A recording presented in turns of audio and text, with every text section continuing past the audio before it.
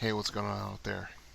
Yeah, it's been a minute, but life be lifin', as a lot of people say. How's everything going out there, internet? Arcade Addict Brian here. I'm gonna be editing episode 72. Recorded it about 3 weeks ago or so, and I meant to edit it last week, but I couldn't.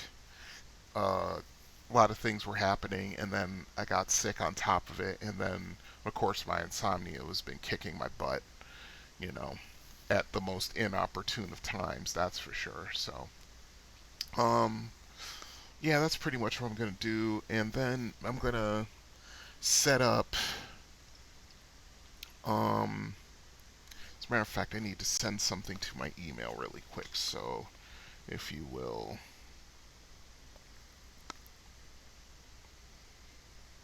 There we go. Now we'll set that down. Set that for later. And we get our notepad.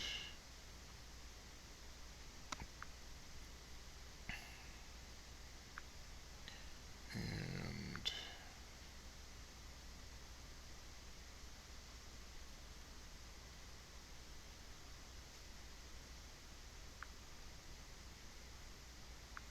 copy.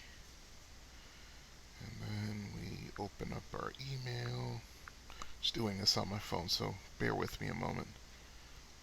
There's something else I need to do.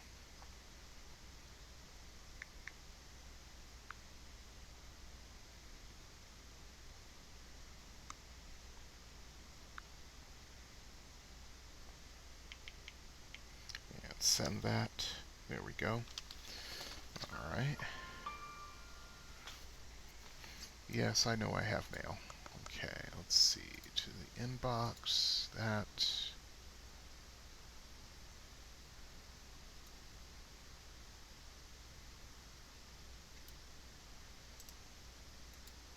Copy that. Kill that. Open this up. Okay. Now, you guys see this list here. This is basically all of the old school arcade games at the arcade in Brighton.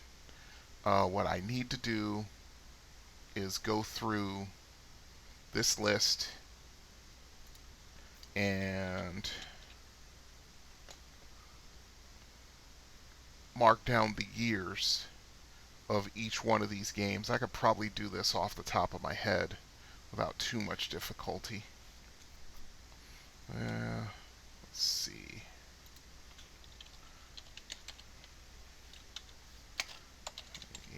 Whoops. 1981, 1982, 1982, 1982. I can't remember what Cowboys of Moo Mesa was. I think Teenage Mutant Ninja Turtles, that was 1989, I think. 91. Super Mario Brothers, first time I saw that was 1984? Was that 84 or 80? I think that was 84 or 85. I think it was 84. Dr. Mario's 1990. Battlezone is 1980. Matrix 1981, I think. Burger Time's 1982. Star Wars 1983. Tapper 1982. Mad Planets 1982. Hubert 1982. Zookeeper 1982, I think. Frontline, I think, is 1983. Kicks is 1981. Jungle King was 82, I think. Elevator Action was 83. Donkey Kong was 81. Donkey Kong 82 was 80. Was that 82? I think it might have been. I'll have to double check that. Punch Out was 84. Tubin, I think, was 85. Dragon's Lair was 83. Space Ace was 84. Carnival was 80. Phoenix was 80. Time Pilot was 82. Space Encounters is 80.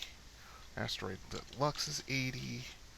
Kickman, I think, was 82.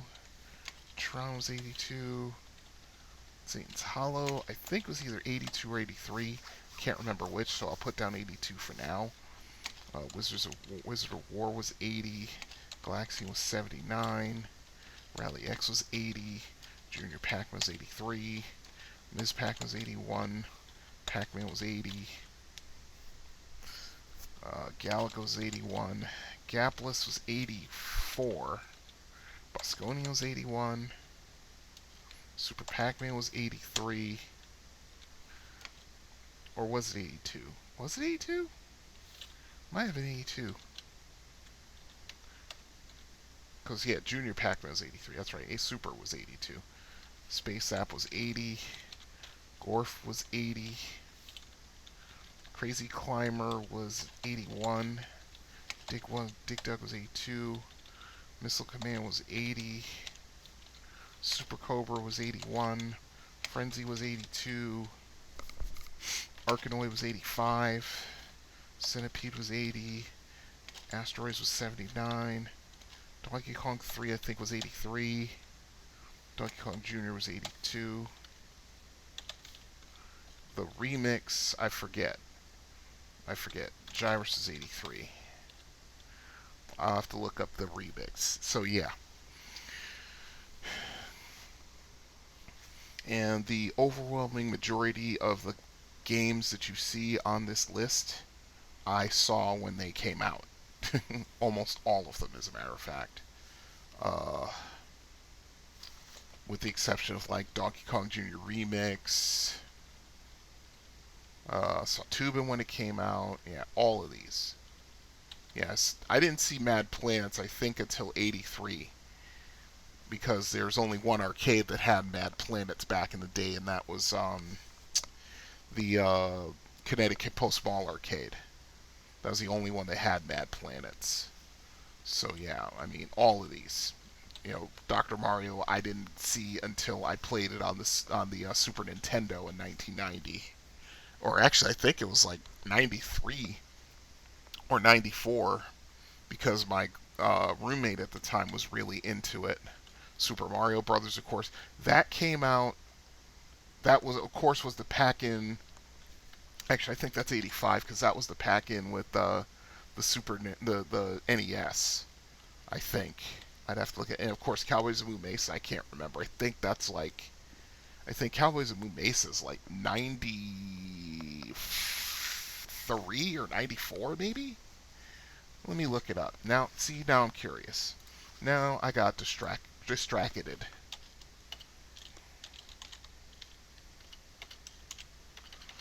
Would help if I could type. There we go. Search Wikipedia. Boys Moo Mesa. 1992 to 1990. Oh, it's an animated thing. Okay.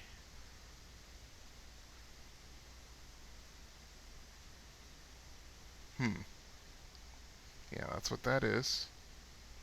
When was the video game? Created by Teenage Mutant Valley Morning Lineup. This is the cartoon. Uh-huh. Uh-huh. Uh-huh. So this is an actual arcade translation of a cartoon. See, I didn't know this. I never knew this. Let's see. Yeah. Blah, blah, blah, blah, blah. Characters, season, episodes. Yeah. Voices, theme songs, toys, video game. There it is. 1992. Okay. I was close. So that's 92. Okay, cool. Let's see. And Donkey Kong Jr. Remix. No, Donkey Kong 2. That was later. Whoops. I'm glad I realized that. Okay, so let's see. Let's find out about that.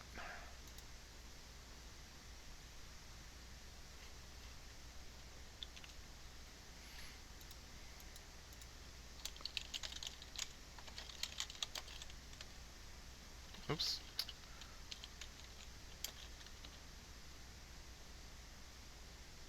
Well, that's Donkey Kong Jr., of course, which was, yeah.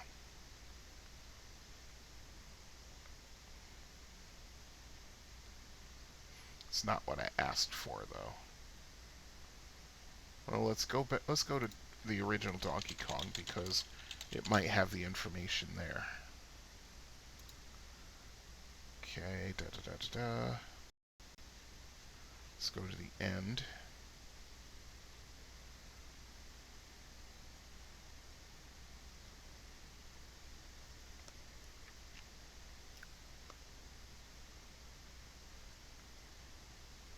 Mm-hmm. That makes sense. And that's another idea that I'm going to do for the podcast is I'm going to start doing remixes of the first, I want to say, what, 10 episodes? Probably going to do that, so let's see. Yeah, Crazy Kong. Yeah, Jumpman, blah, blah, blah.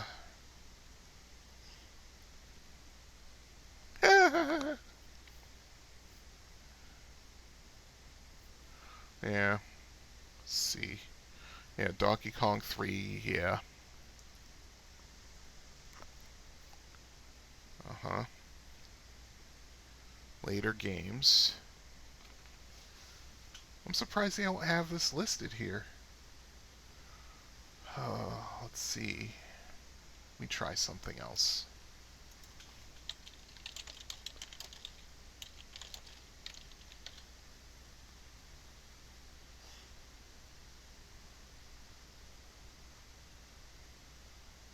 Okay, yeah, it's the Game & Watch. Mm-hmm. The Game & Watch game, which is not what I mean. Yeah. I'll have to find out. It's not a Game & Watch game, it's an actual arcade game. I'm surprised no one has it listed here. I really, really am.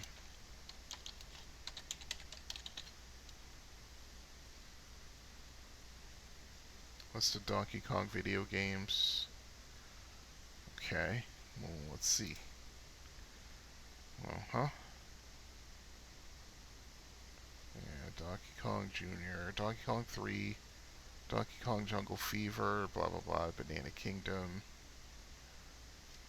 Yeah, it's not even listed in the arcade stuff.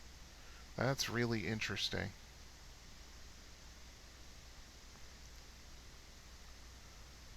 Yeah, Donkey Kong Jr., which of course I got right. Hmm. Alright, I'm gonna have to look this up because now I'm like on a mission.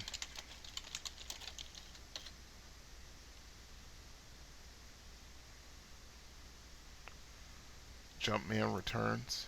Okay, that's it.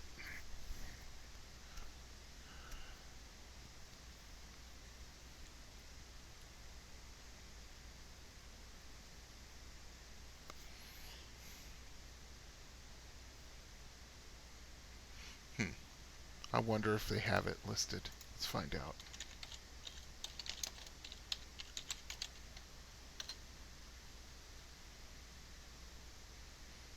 No. That's very interesting. That is very, very interesting that they don't have it. Okay. Alright, I'm cool. Hmm. There needs to be an entry in Wikipedia, that's for sure. Let's see. I don't need videos. Is that a hack? No, it's a hack that you play in your browser. Okay, that's different. Um, let's see.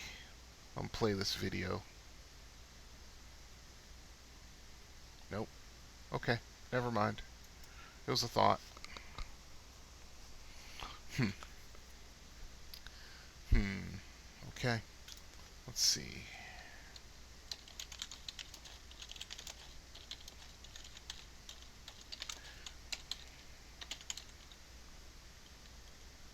Oh, wiki. That's what I need. Mario wiki. Okay. Well, no, that's not it.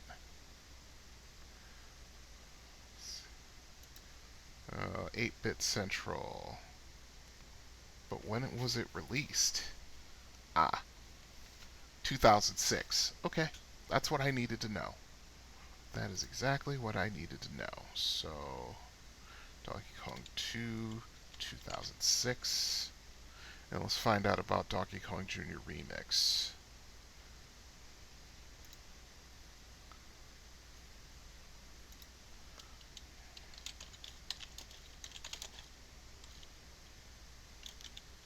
Jr.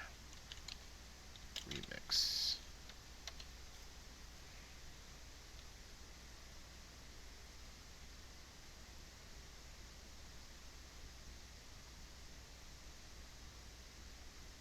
Kong Jr. Remix. Okay. Arcade should have some info here. 2017. Yeah, that is very recent. Okay, cool. That's all I need to know. Awesome. Which reminds me, I need to do this. I think I have a... Yeah, there it is. I thought I had an arcade, Say what? Invalid? What?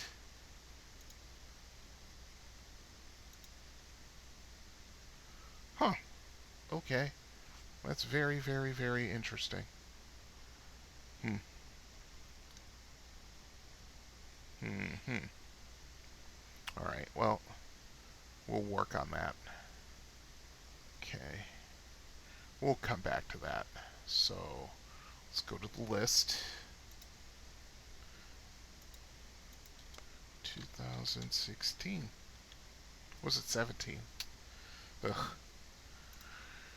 It's lovely when my memory doesn't want to work correctly. 2017. That's what it was. 2017. Okay. 2017. Okay, cool. And that's the whole list. I think I got everything right. If not, I can come back to it later. But for now... Oh wait, let's find out.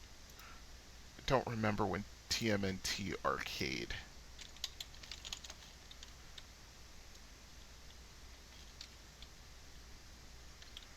Yeah, 1989. I had it right. The memory still works a little bit.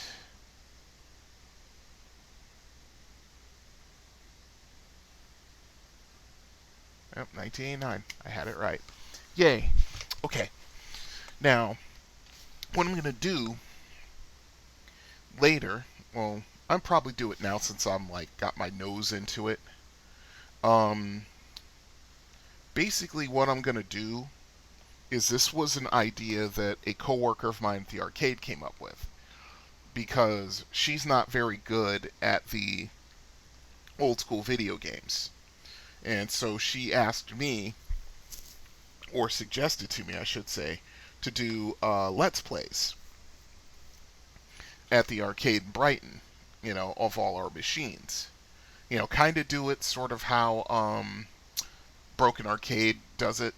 Shout out to him, and his Instagram page, and I think he has a YouTube channel. Check him out. He like streams. I think he's also on Twitch, but he streams every Saturday night in his garage arcade, and he's got some really nice machines. And he's a cool dude too. I would love to go by his, to hang out with him at his garage. Um, if I ever make it out to California, he lives in California somewhere. So yeah, what I'm gonna do now. Let me open up a notepad here.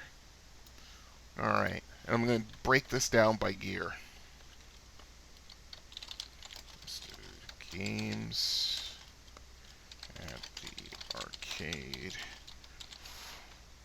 for Let's Play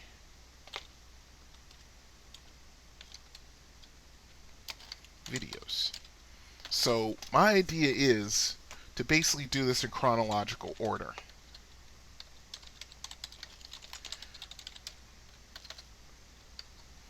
So now I got the list. Now I can start knocking stuff off of it. There we go. Let's just do it like that. That. Scroll down. We've got a couple from 79. You know, Galaxian is 79. And Asteroids is 79.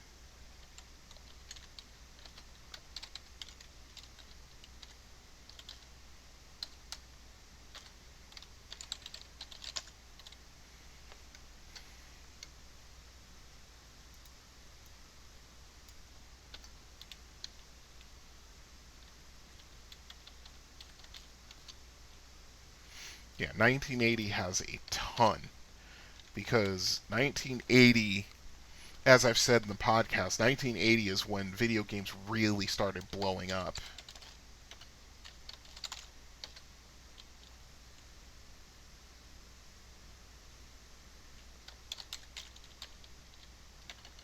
Would help if I could spell, wouldn't it? Centipede. Gorf. I was so enchanted with Gorf when I was a kid. 1980, I was 11 years old. So yeah, I mean, I was like seriously enchanted with this game. It's like no arcade really had it.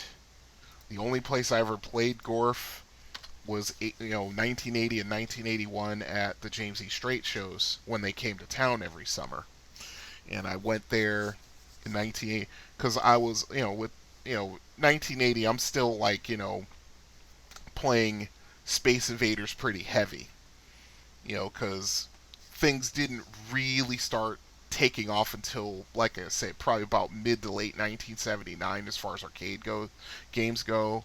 I mean, Galaxian came out, Asteroids came out in like late 1979, and it just went from there.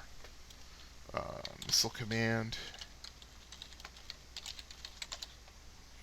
I remember when the local arcade got Missile Command. I mean, you had like 10 dudes just surrounding the machine, and there was like two or three guys with at least like what $5 each on the machine, and they were hogging it the whole time.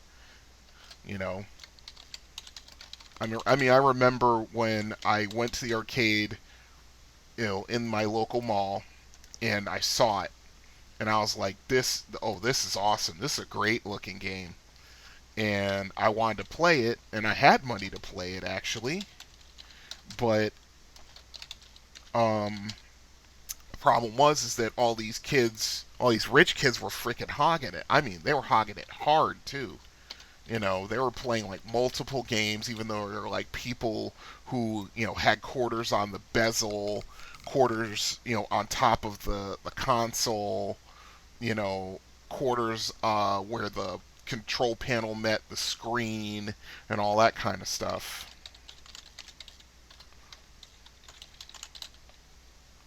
You know, and they were just hogging the machine all freaking day. And I was like, well, I don't think I'm going to be able to play this today, so let me. I'm just going to go. I remember I hung out at the mall for a little while longer, and actually I found out that day that the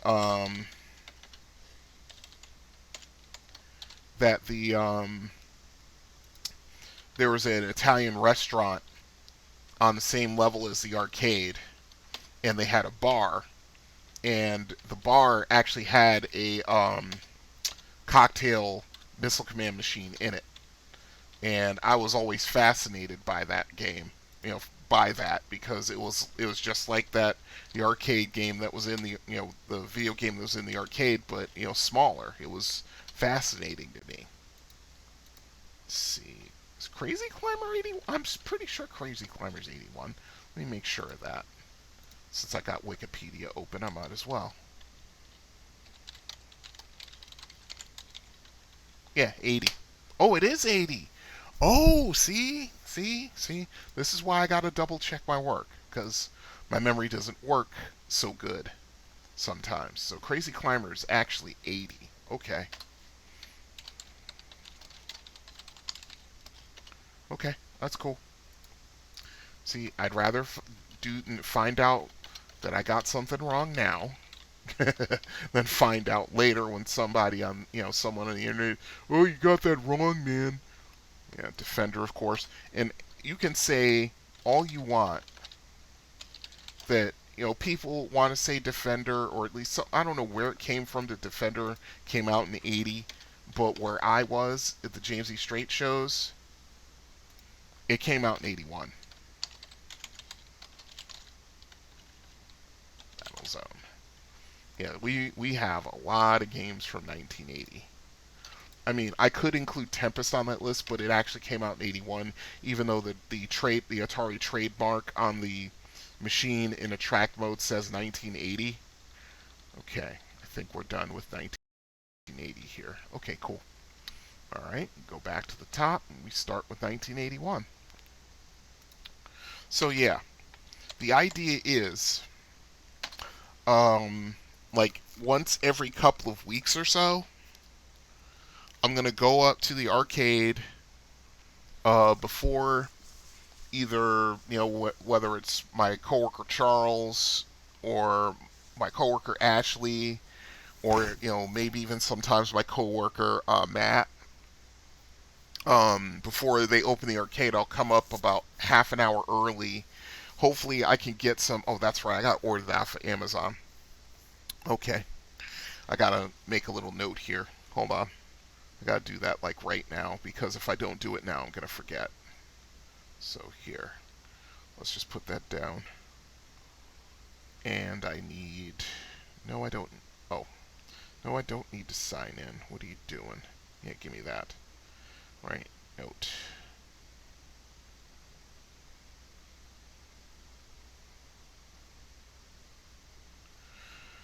And let's see, let's put the font up around 30 so I can read it better.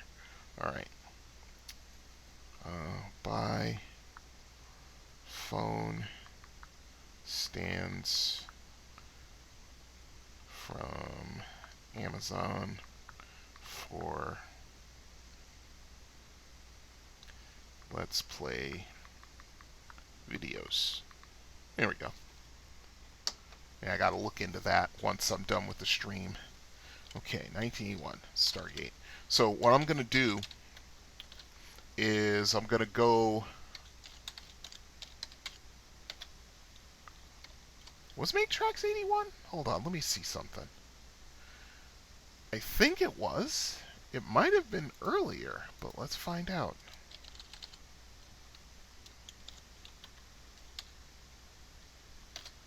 There we go.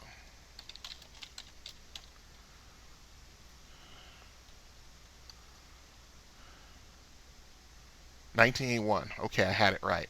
Cool. Cool. Hard game, too. Very annoying.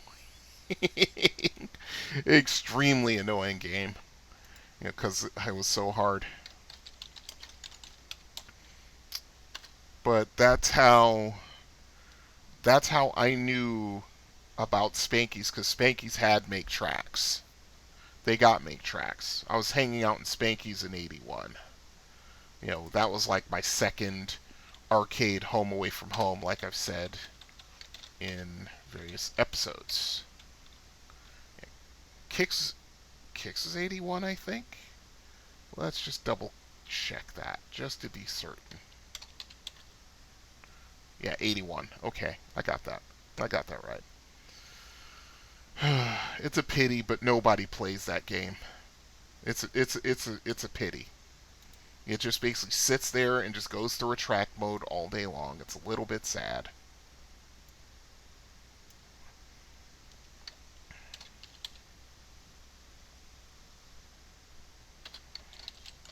But as I said when I talked about when I started going through my top 10 lists, when I got to like 80, 81, 82, and 83, those were the hardest ones to go through because so many games came out in those 4 years. It was really hard to pick favorites. It really, really was. Yeah, Ms. Pac-Man, of course. And I saw Ms. Pac-Man in '81. I don't care what anybody says. I saw it in 81. Like I said, we got two Ms. Pac-Man machines. That's going to be like a double header. Galaga, of course. Like my favorite game of 81, because I think I played that more than any other game in that year until Bosconian came out later in the year.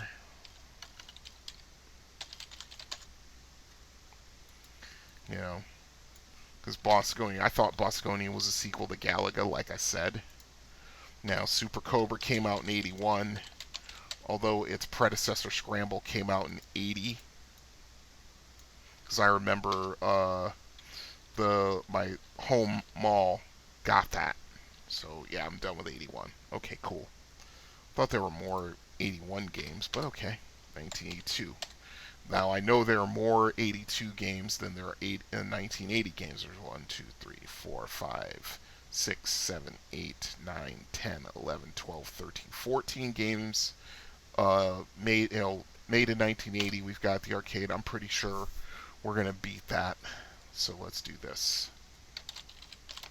Moon Patrol. Sinistar. Joust. Burger Time. Wait a minute, Burger Time? Was it Burger Time's 82 or was it 83? Hold on. I may be wrong about that. It was 82. Okay, awesome. Oh, good now. When in doubt, verify. But yeah, it was 82. I don't think I saw it until 83, but yeah, it was 82. Burger Time. Tapper.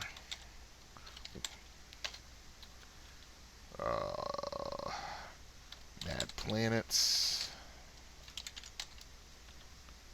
Was Mad? Wait a minute. I gotta double check that one too.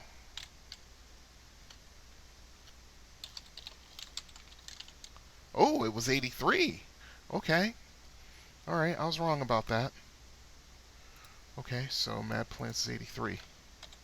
Okay, cool. No problems. So Mad Planets is 83. So we take that off the list. Q-Bird I know was 82. Zookeeper, was that 83? See. It was 83. Okay. Okay. See? Always double check when you're in doubt. I thought it was 82, but it was 83. Okay, cool. Yeah, Frontline I'm pretty sure was 83, but let's double check that too. Oh, it was 82. Wow. Wow. I didn't play this until 83 because the only arcade that had it was Connecticut Post Mall that had this game. No other arcade had this game. So yeah, 82. Okay, cool. All right, cool. Yeah, Taito came out with a bunch of games in 82. Oops, Jungle? There we go, Jungle King. I know Elevator Action was 83, Time Pilot. Oh, of course I'm forgetting Robotron. I don't know why that wasn't on the list. Robotron. Kickman. Let me double check Kickman.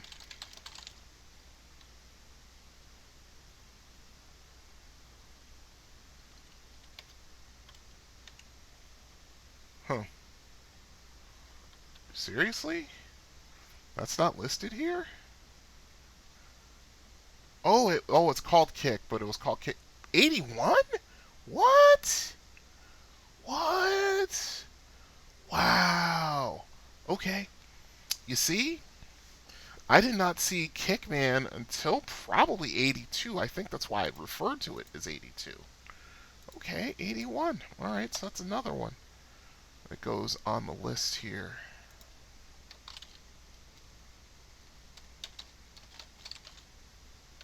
Huh. How about that? Who knew?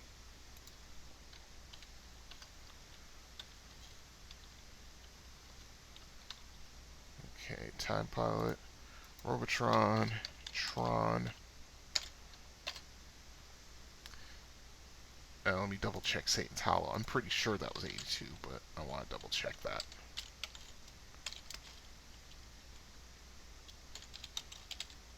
It was 82. Okay, cool. Okay. Let's see, so... I didn't really get good at Satan's Hollow until I actually started playing it in emulation. Super Pac-Man, of course.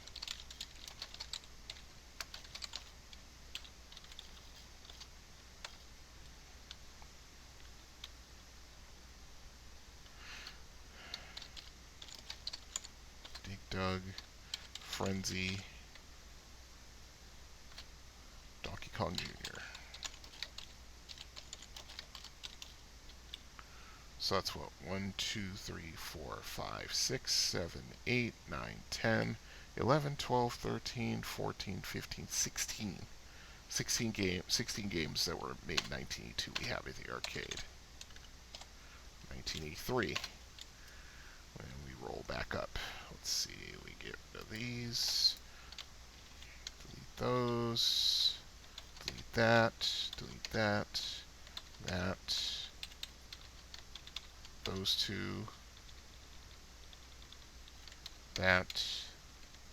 And that. Let's see. Star Wars, of course.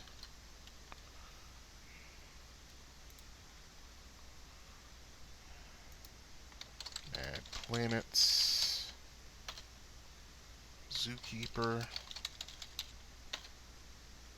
Elevator Action. I know it was 83. I don't even have to think about it.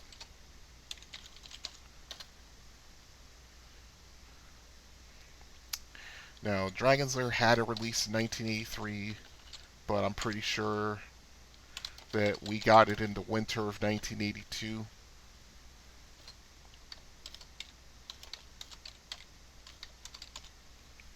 Junior Pac-Man, Donkey Kong 3. Cool.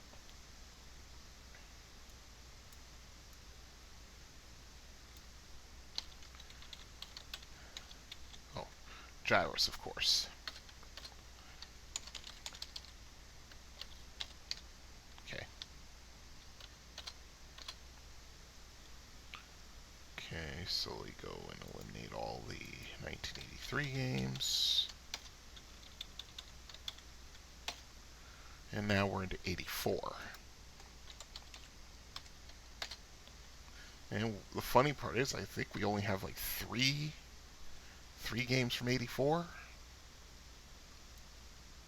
in the arcade, which is kind of funny to me. Okay, 1984. So that's Punch Out, Space Ace, and Gapless. I think Gapless is 84. Let me double check that. Yep, 84. I was right. Cool. So, and we've only got a couple from 80. I think Tubin was 85. It might be later. Let's double check that too. 88. Wow, I was way off. Wow. Okay, cool. 88 it is. I could have sworn it was earlier, but okay. I was wrong. 88. I should have realized because of the graphics. Because Atari started coming out with games that had a different like graphics set. I should have realized that.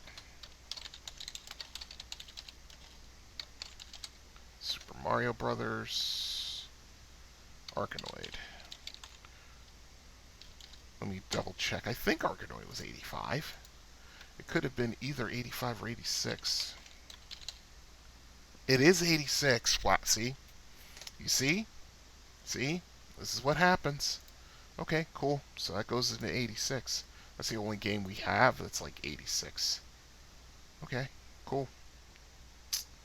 Alright. So, nope. So, only one game in 1985 and one game in 1986. Arkanoid. I could have sworn Arkanoid was 85, but I'm wrong. Okay, so... And 88. Yeah, 'cause 87 wasn't that great of a year for video games. So 88 was what? Tubin? Okay. 89 was Teenage Mutant Ninja Turtles.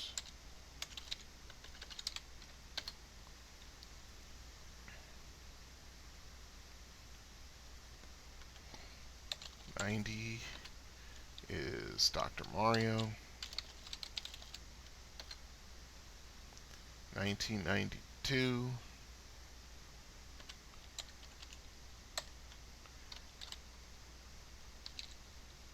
Boys of Mesa. Should have realized that was another cartoon adaptation that Konami made. I should have realized that. Okay, now we skip ahead to 2006. 2006. Kong 2. Jeez, that's a good one. 2. Jumpman Returns. And 2017.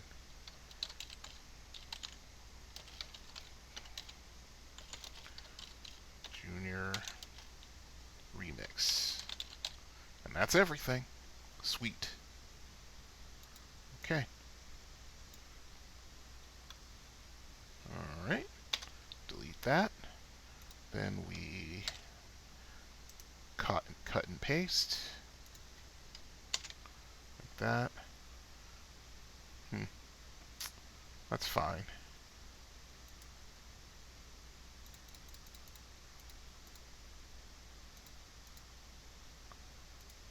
There we go. Perfect. So yeah, the idea, now that I've done this, the idea is to basically do this in chronological order by year. I mean, I could be anal retentive and do it by, let me see if the volume levels are working. Hold on a minute. Okay, yeah, they are. I could do it by release month within a year, but I'm not going to do that. I'm probably going to rearrange this list, the 1980 list, a little bit. But yeah, I'll go through each one of these games with a let's play. You know, I'm thinking once I get everything set up and I start running the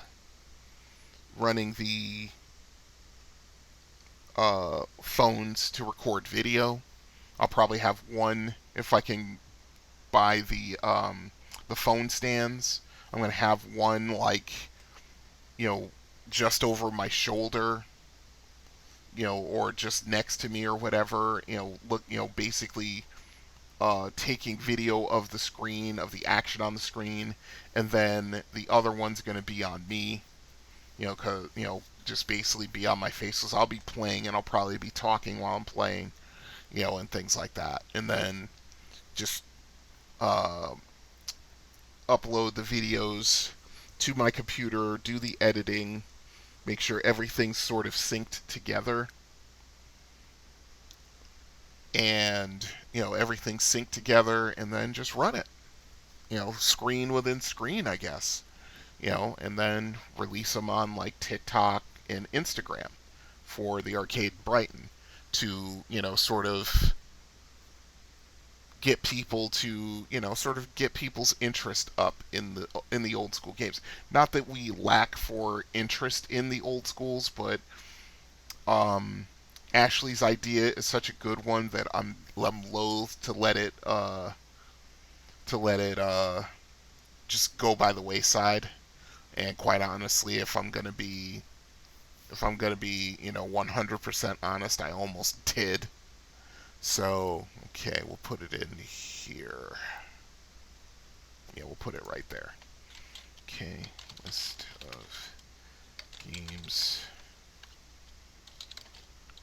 for Let's Play videos.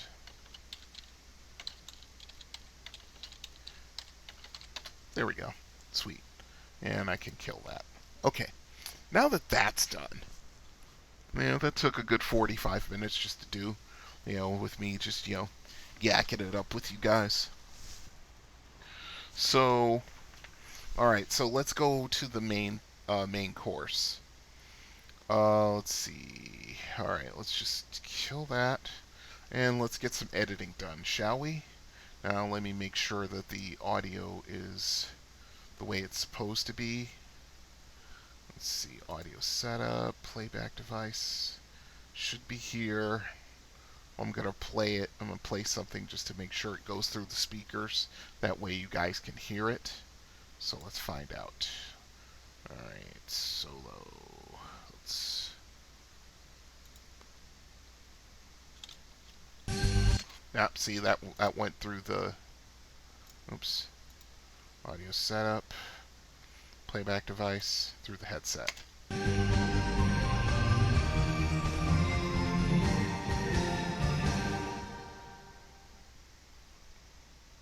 Okay.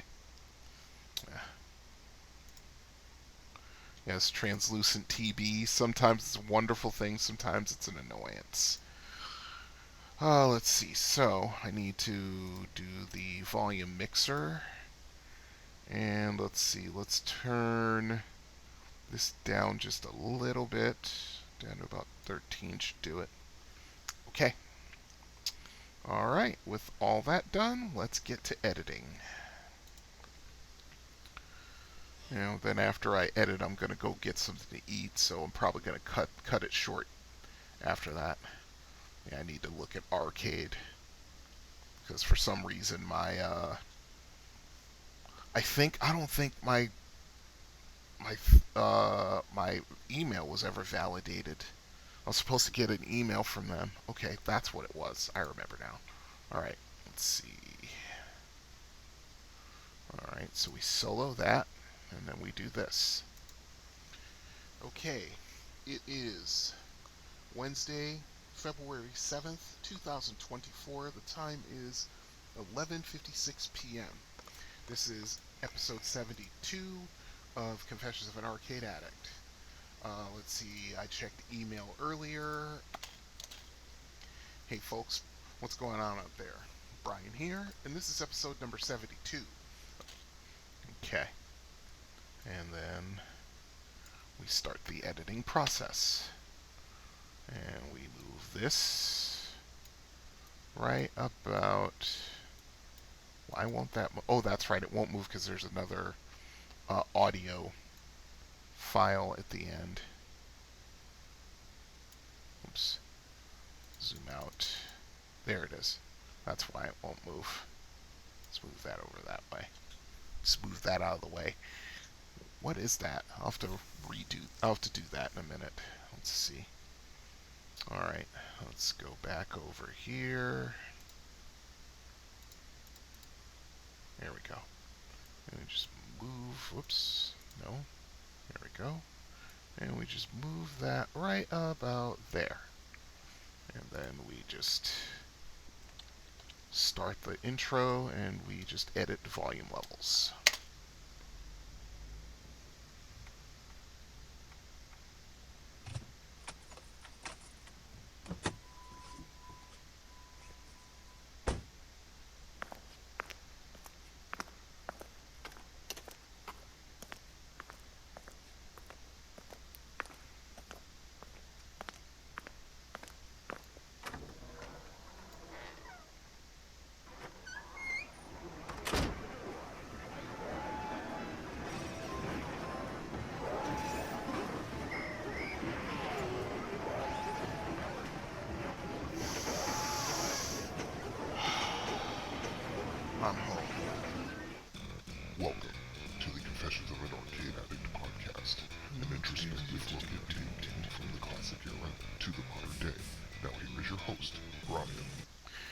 I'm very proud of myself that I picked that particular piece of music from Kevin MacLeod because to me, it just exemplifies music in a musical way how I feel about arcade games.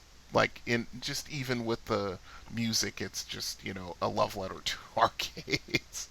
As silly as that sounds. Here is your host, Brian.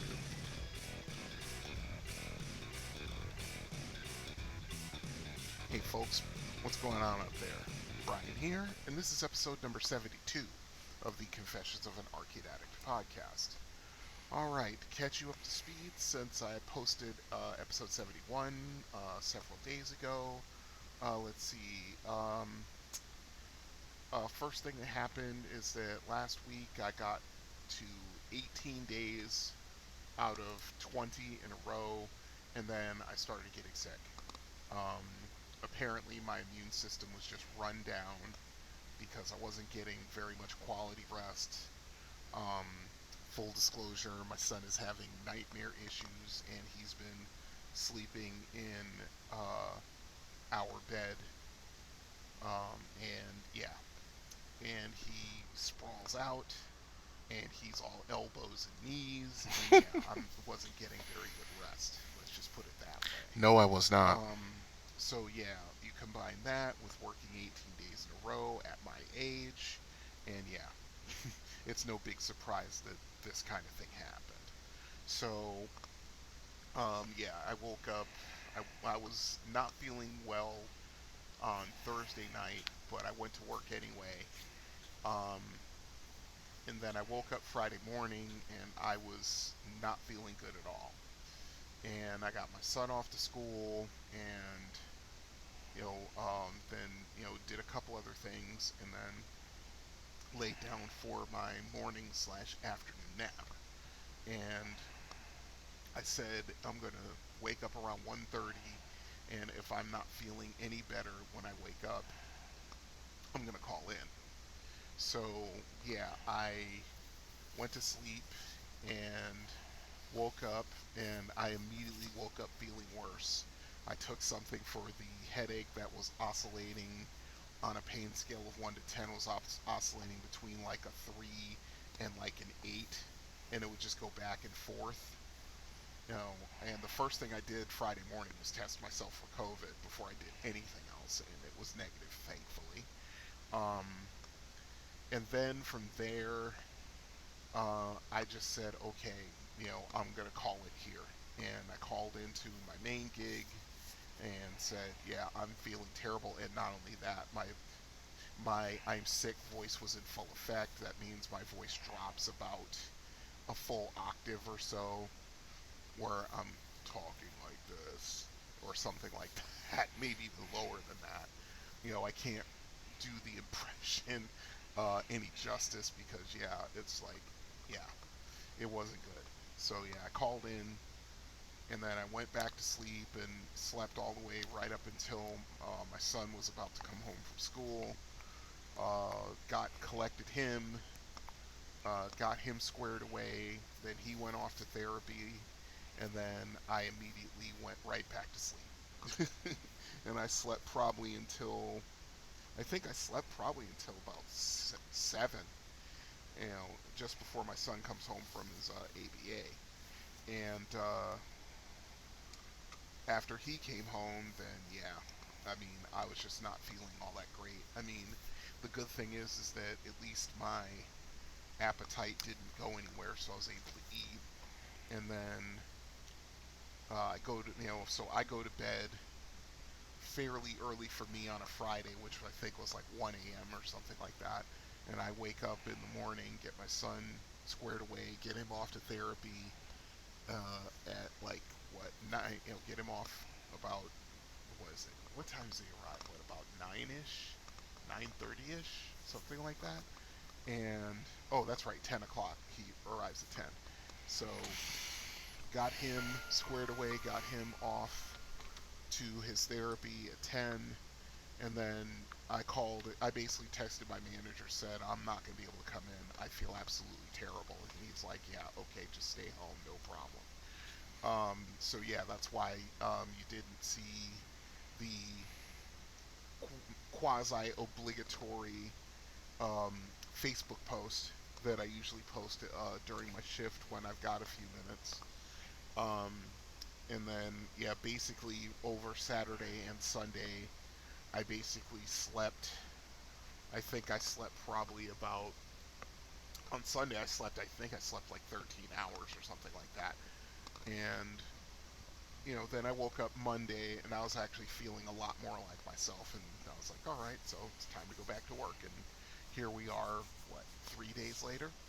So that's what's pretty much been going on. I still have plans for going out to. I'm thinking of either going to Chesterfield to go to Sparks or go somewhere else. I'm not sure 100%. I've still got to work out the fine details. Fortunately, it's the bill paying um, part of the month where pretty much every cent that I bring in from my home care and my main job that goes towards paying the bills off for the month. Um, I had a couple of extra bills last month, so yeah, I wasn't able to put anything away towards that. Um, I did see that the donations from Benjamin and Kevin came in, so I'm gonna be using that. And once again, shout out to them for donating to the podcast for as long as they have. It's been what I think about 3 years now. In the case of Benjamin, I think like 2 years plus in the case of Kevin. But yeah, they each donate like $10 a month, and that goes right back towards the podcast. That's going to probably end up helping to finance my trip up to Chesterfield to go to Sparks. Let's see. Let's see, and yeah, then I posted episode 71 on Monday, so we're pretty much all caught up.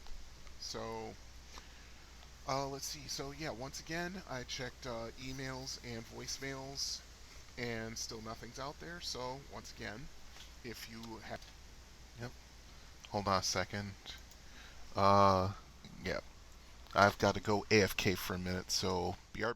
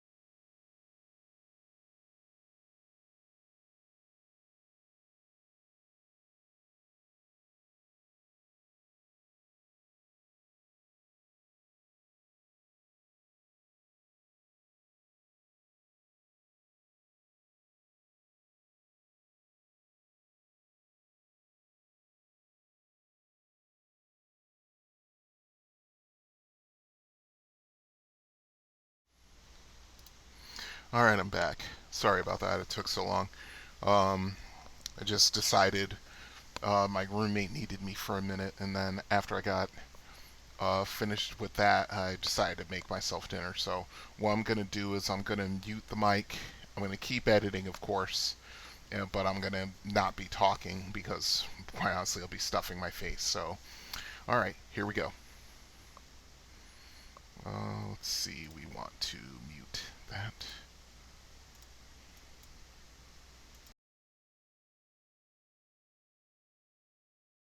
If you have any questions, thoughts, and comments about anything you've heard in the past 71 episodes, I should say 72 because that includes episode 0, um, get a hold of me. arcadeaddictbrian@gmail.com.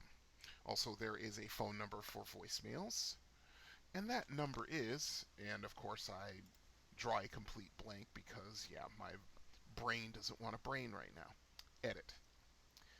734-623-0832. And all episode 0. Um, get a hold of me. arcadeaddictbrian@gmail.com. Also, there is a phone number for voicemails, and that number is, and of course, I draw a complete blank because,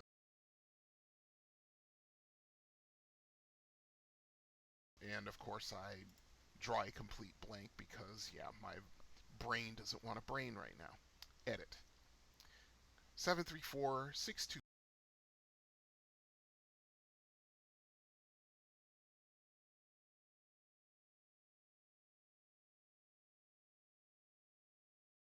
And of course,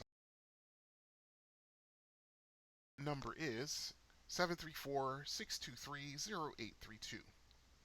And also, I've got social media ongoing as always. I'm on Facebook, Twitter, Instagram, Tumblr, Blue Sky, Threads, TikTok when I have videos to post. But all those links can be found in one place. That's on Linktree. The address is it's linktr.ee/arcadeaddictbrian.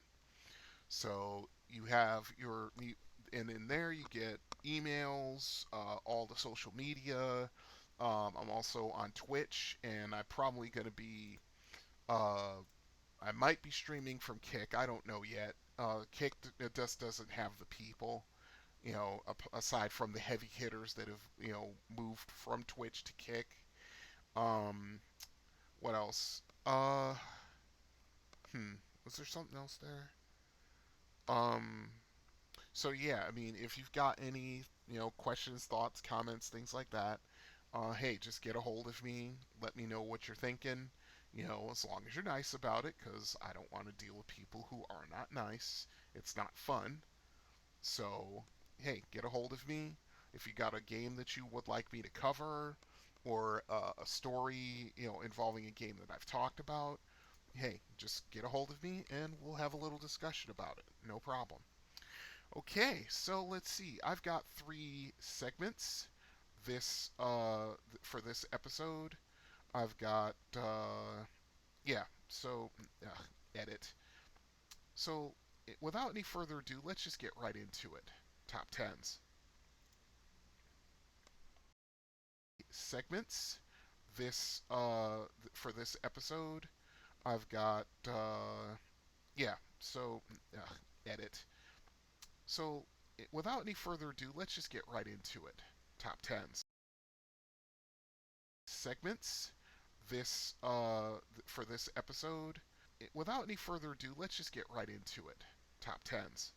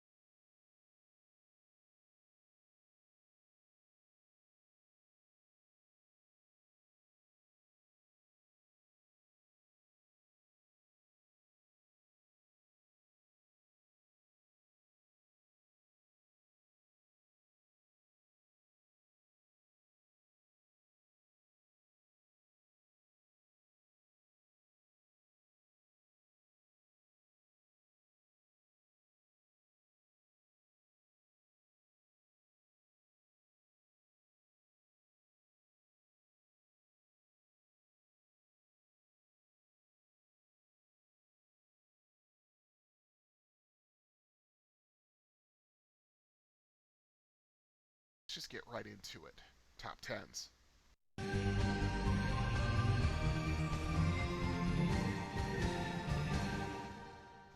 Okay, top tens. Arcade games of 1996. Okay, life had changed a lot for me between the years 1995 and 96. I'm 27 now, and this was the year that my roommate and I had a major falling out, and we ended up going our separate ways. I would not see her again probably until, oh goodness, I want to say like 2003, 2004 maybe, somewhere in there, because my girlfriend was living with me at the time. That's the marker. Let's see, but back then I met my second ex fiance across the D&D table, which is absolutely perfect for me, and for those who know me. We're, even though we're not together anymore, we're still really close friends to this day. She made me her son's godfather. I was just trying to figure things out at the time. I wasn't going to arcades very much, mostly because most of the arcades in Orlando had either shut down or were on their way to shutting down. I would still make the trek over to Rocky's Replay or an arcade that was close to University of Central Florida campus, but that was only once in a great while, and the opportunities to do so were kind of dwindling. Things would kind of stay this way until the year 2000 or so, and by this time I was starting to get tired of the constant grind and lack of opportunities in Florida, and I would start looking elsewhere, namely Michigan. um, and I'm going to probably stop recounting the arcade games of the years here because there's not much to write about from 1997 forward. Right around 1997, um, I discovered the joys of emulation. I mean, it was still in its infancy in 1997, but I was someone put me onto that, and that way I could still have an arcade experience without leaving home. Um, and any time that I went to an arcade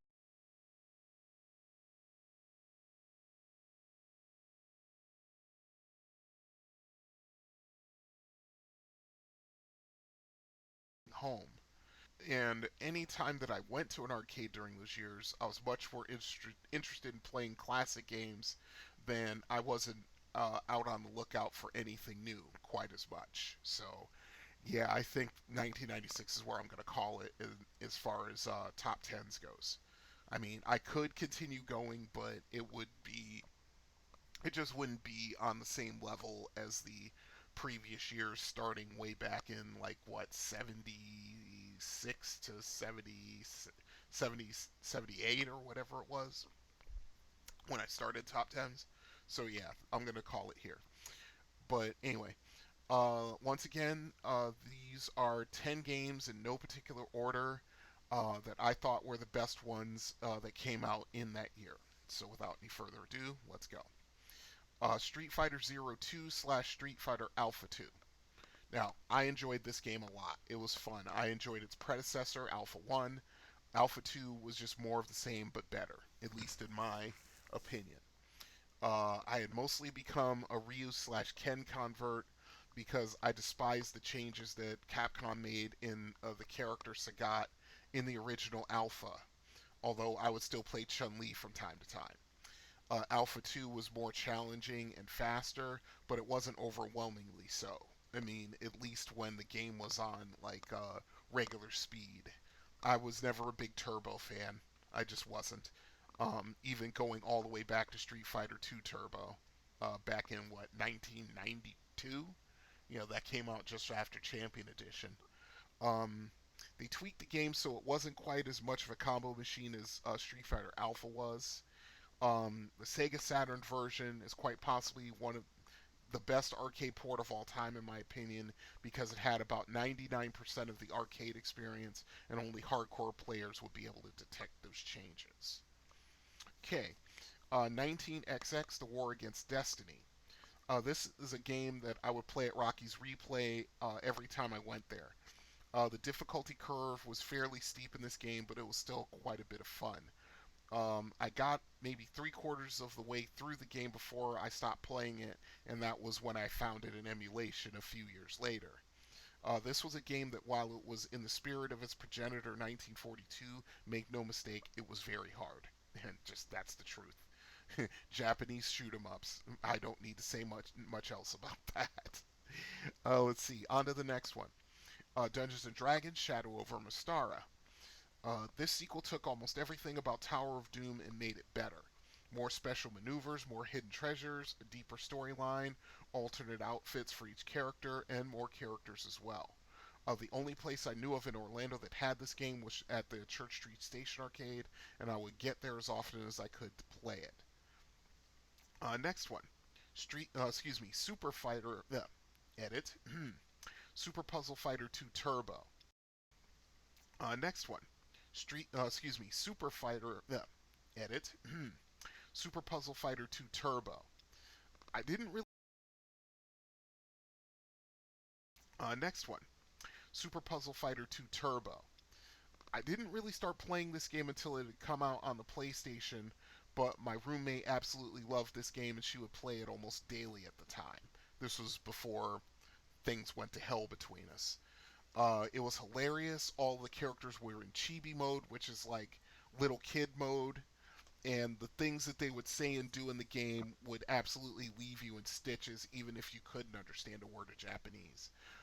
It was basically like it was a Tetris style, competitive Tetris style game, with, but it was gems, edit, but it was gems instead of like brick, but it was gems, edit, but it was gems instead of like bricks, but it was gems instead of like bricks. And the thing was is that you had to build the gems up by putting more and more of the same color into it, and when you shattered that gem, it would, like, go into your character would like do super moves and stuff like that, or it would do just like really silly but very effective stuff. It was a lot of fun to play. Let's see, moving on. Macross Plus. I think I played this game maybe once in the arcade, and I cannot remember for the life of me where I played it. I mean, I want to say Rocky's Replay, but I'm pretty sure that's not right. Edit. I'm trying to remember where it was, and I just can't. Um, but I became much more familiar with this game once I started. I'm trying to remember where it was, and I just can't. Um, but I became much more familiar with this game once I started getting into emulation. I have the Macross Plus series on VHS.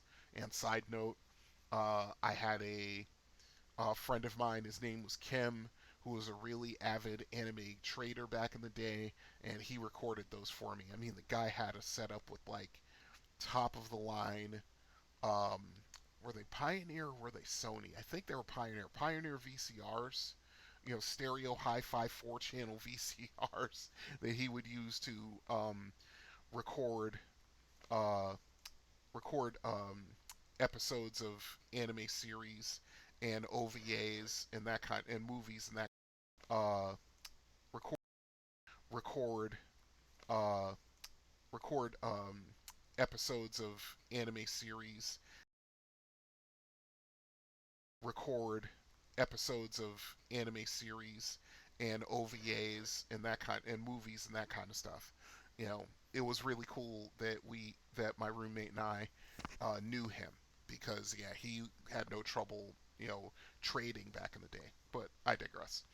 I was quite familiar with the story of Macross Plus because it was only a 3 episode um, arc at the time, and it was really interesting. I liked it a lot. It was basically a love triangle between a human pilot, a human female pilot, and a male Zentradi pilot. And the two male pilots were rivals, and their rivalry would just get completely out of hand and things like that. It was a very interesting series for sure. Um, the game actually followed the storyline a little, but it was a great vertical shoot 'em up, as most of the ones by Banpresto usually turned out to be. and that's Macross Plus. Let's see, next one, Namco Collection Volume 2. I think I saw this game maybe once or twice, but again, I didn't really start playing that until I discovered emulation.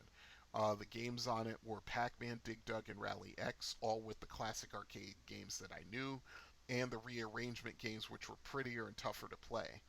It was a rather genius stroke on Namco's part to rekindle interest in their older games by actually taking the concepts and going in different directions with them. Let's see, next one, X-Men vs. Street Fighter.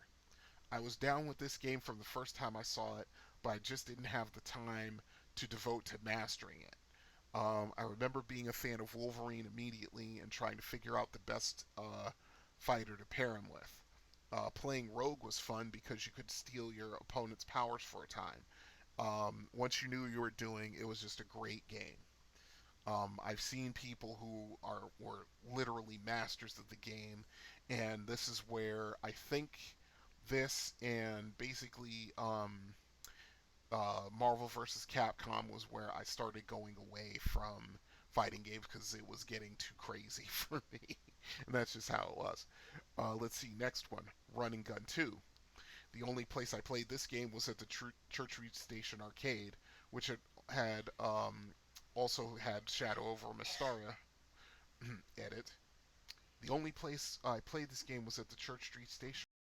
Also had Shadow over Mystara, which had Church Street Station arcade. The only place I played this game was at the Church Street Station arcade, which had also had Shadow over Mystara edit. The only place I played this game was one, Running Gun 2. The only place I played this game was at the Church Street Station arcade, which had the previously mentioned Shadow over Mystara. And while the game looked and played slightly better than the original, there wasn't much else to differentiate it from its predecessor. I think this was the last edit. Yeah, my son's not doing well. I think he's getting sick, so yeah, fun times. Edit. I think this is the last dedicated basketball game Konami made, or at least it from its predecessor. I think this is the last dedicated basketball game Konami made, or at least the one that I know of. Which actually, now I think about it, there was one after this that had like full polygon constructed players. But yeah, That game wasn't a lot of fun, or at least in emulation, it wasn't. Um,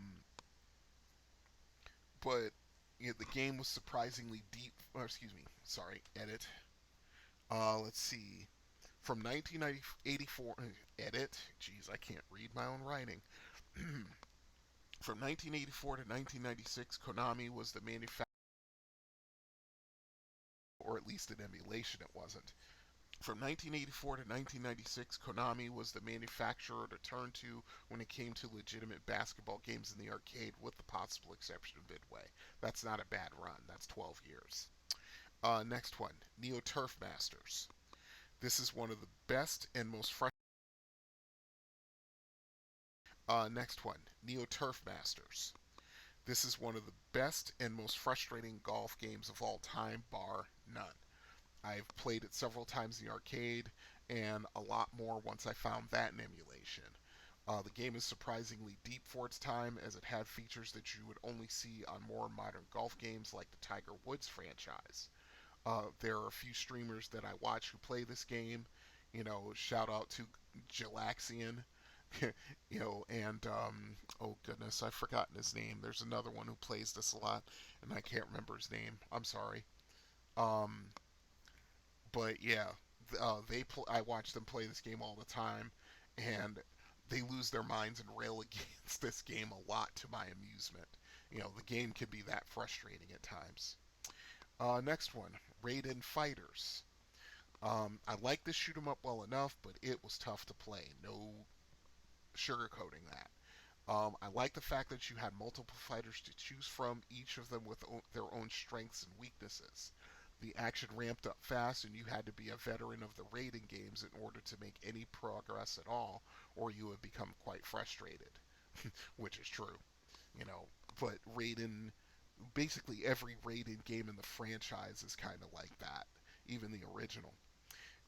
That's my top tens. Honorable mentions: Real Bout Fatal Fury Special, Police Trainer, Red Earth, San Francisco Rush, King of Fighters 96, Tekken 3, and NBA Hang Time slash Maximum Hang Time.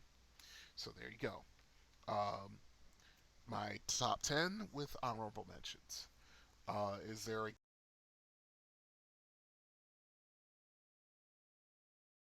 uh, so there you go. My top 10 with honorable mentions. Is there a game that you played that was released in '96 in the arcades that you think should be on this list or at least get a little love? Talk to me about it. ArcadeAddictBrian at gmail.com. Okay, with that done, let's move on to Are You Experienced?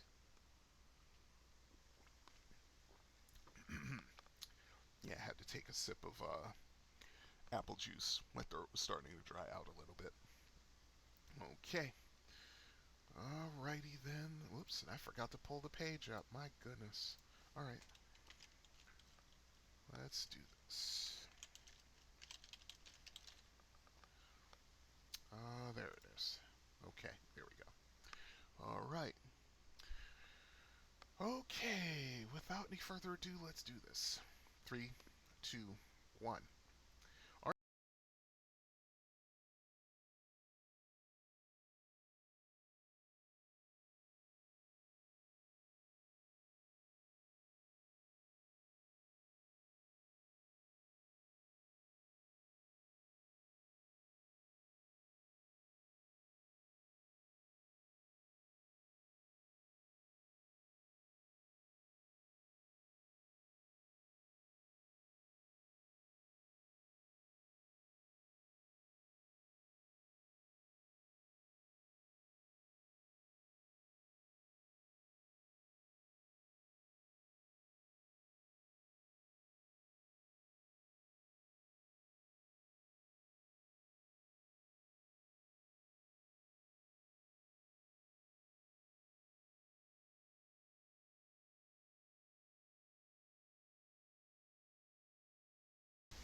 Okay, here I am. I just finished eating, so.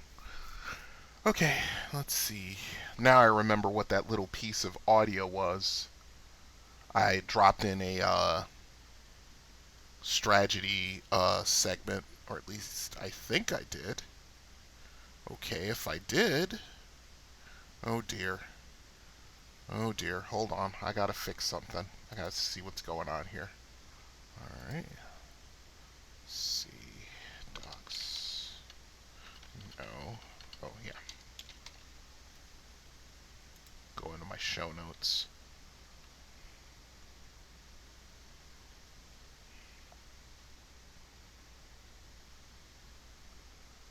Okay. This is interesting. Okay. Alright. That's something interesting. Hold on. If that's the case, then what is going on with my recording? Zoom out. Oh my gosh. Don't tell me I didn't do this. Oh boy. Oh, this is bad. How is this even possible? How is this even possible? Oh boy. Okay, it looks like I'm going to be doing some impromptu recording because something weird happened. Okay. All right, let's get through the no, now I got to use the bathroom. Okay. All right, hang on guys. Be right back.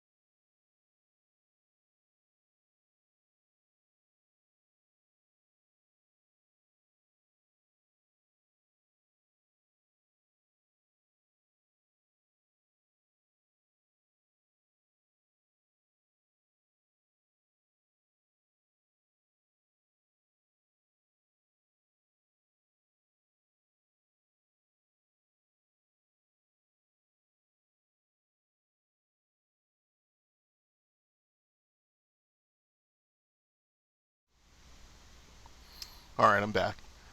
Apparently, part of my recording is missing. Oh boy, this is not cool. Not cool at all. Why is it going all the way out to an hour and 10 when there is like a rather large section missing? I think the time for some strategy section is missing. That's lovely. That's just lovely. Okay, so I'm going to have to probably re record it. So, okay, this is what I'm going to do. I'm going to.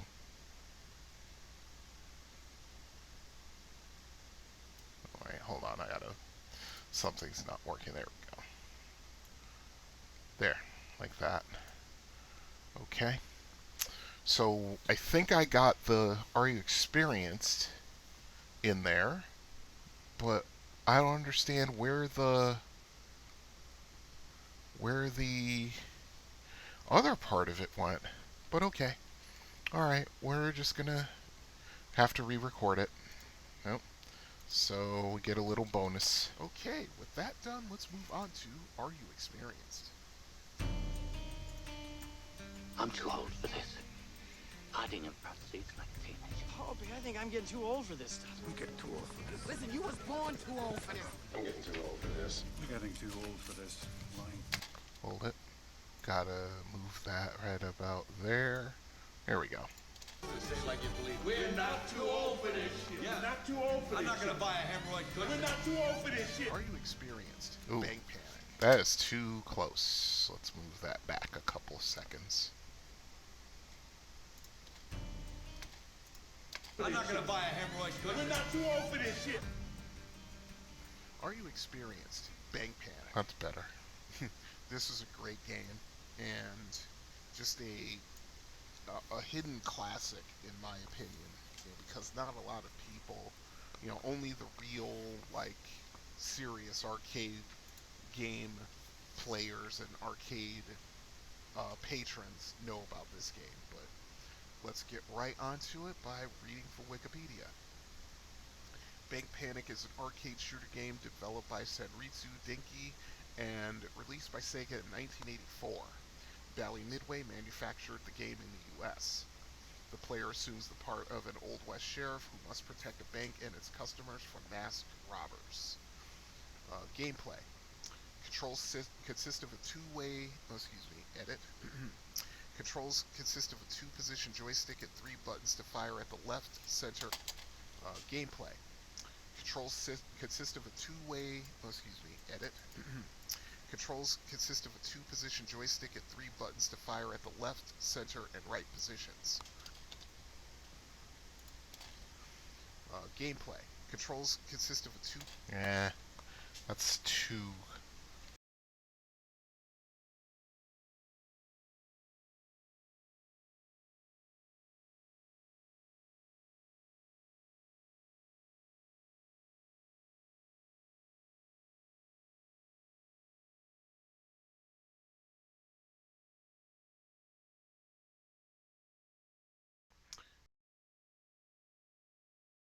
Gameplay. Controls consist of a two-position joystick and three buttons to fire at the left, center, and right positions. The layout of the bank is implicitly a circle with 12 numbered doors and the player in the center. The player can rotate to the left or the right using the joystick, viewing 3 doors at a time, and shoot a door by pressing a button corresponding to its position on the screen. Doors will open to reveal one of the following: a customer who will make a deposit by dropping a bag of money onto the counter, a robber who will attempt to shoot the player, a young boy wearing a stack of hats, which the player can rapidly shoot to gain a deposit or bonus time. The level ends once every door has received at least one deposit. If a customer makes a deposit at a door where a bank teller is sitting, the player earns bonus points. The status of each door is indicated by a row of numbered boxes across the top of the screen, with a red $sign representing a door with a completed deposit. A bar gauge above each box shows how close a person is to reaching that door. The disappearance of a $sign indicates that a robber has just stolen the deposit, and the player must turn to that door and shoot the robber to recover it. At random intervals, a bomb will be placed on one of the doors and a rapid timer will count down from 99. The player must move to that door and destroy the bomb with gunfire. Shooting a customer, being shot by a robber, failing to destroy a bomb, or failing to complete the level before the overall timer runs out, shown by a bar at the bottom of the screen, costs the player 1 life. Some robbers will wear white boots. These robbers need to be shot twice in order to be eliminated. At times, robbers may push a customer aside or duck out of view to avoid the player's gunfire, or a door may open to reveal a customer tied up with rope. In the latter case, the player has a short time to fire 1 shot to free the customer, who will then make 3 deposits instead of 1. I will stop there because it's a lot more than 3. I've seen as few as 3 and as many as like 7. Yeah, so, if the player waits too long, a robber pushes the customer aside. Shortly after a robber appears in the doorway, a timer appears above his head and begins to count quickly up from 30 and back down to 0, leading to a fair kill if he is shot during this period. Higher point values are awarded for shooting when the timer is closer to 00, but any shot fired before the timer appears leads to an unfair kill and a minimum value. At the end of a level, the player earns bonus points for all deposits made and any remaining time, and a further bonus is based on the average of time for all fair kills made during the level. Each time the player shoots a red-shirted robber when the timer displays 000, 1 letter in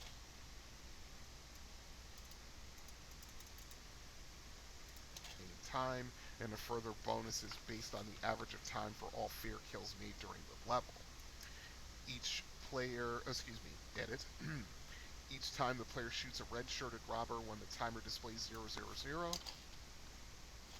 Each time the player shoots a red-shirted robber when the timer displays 000, 1 letter in the word extra is awarded, shown at the bottom of the screen. Completing the bonus word awards a large bonus and an extra life and immediately advances the player to the next level.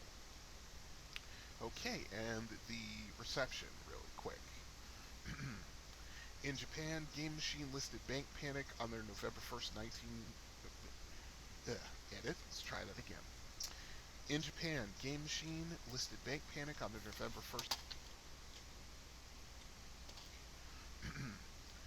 In Japan, Game Machine listed Bank Panic on their November 1st, 1984 issue as being the second most successful table arcade unit of the month. Computer and Video Games magazine gave the game a positive review, calling it a well-designed game.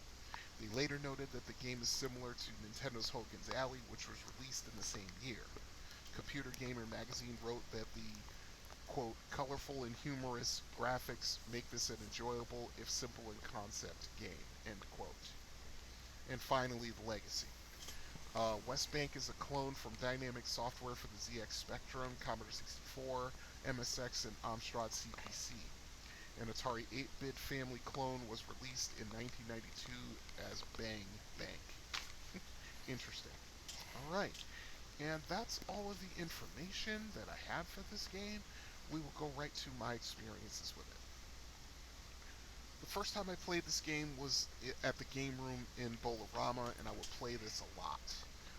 It was very different from most of the games that were around in 1984, 1985, and that appealed to me. It was easy to learn and understand, but difficult. It was easy to learn and understand, but difficult. It was easy to learn and understand, but difficult to master.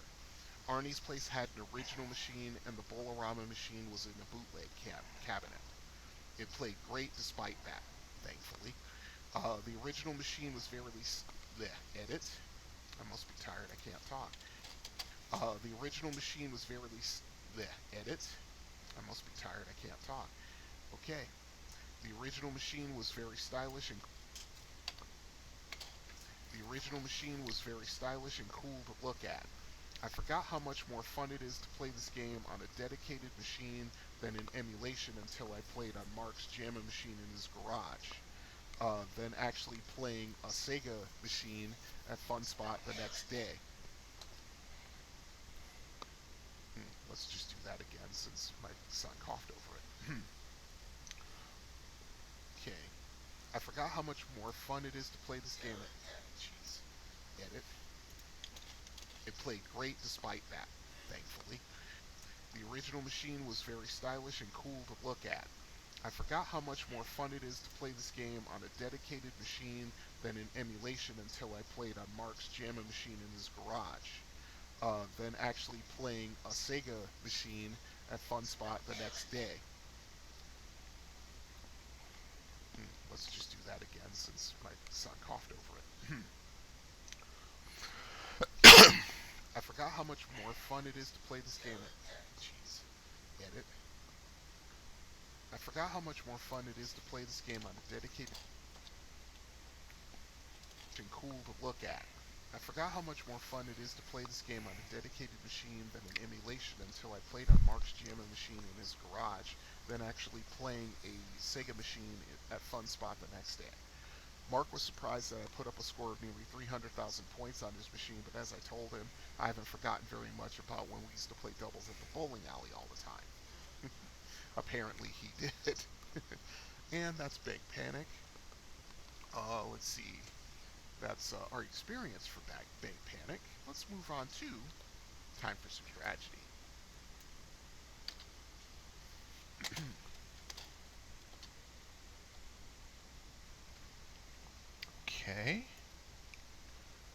Okay. Okay, I don't need to do the recording. I thought, okay, alright, cool. Time for Some Tragedy. Alright, good. One thing I don't have to do tonight. Okay. And we're starting back up.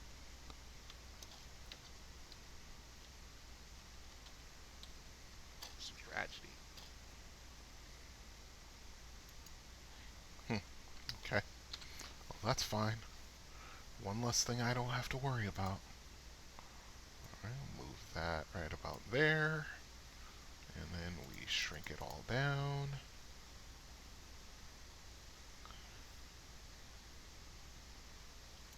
One.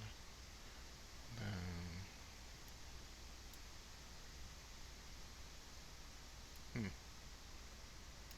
What was that last little piece then?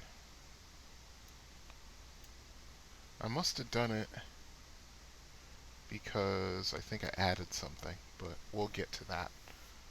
Alright, let's see. Take the mute off. Experience for Bank Panic. Let's move on to Time for Some Tragedy. I'll be damned. What happened?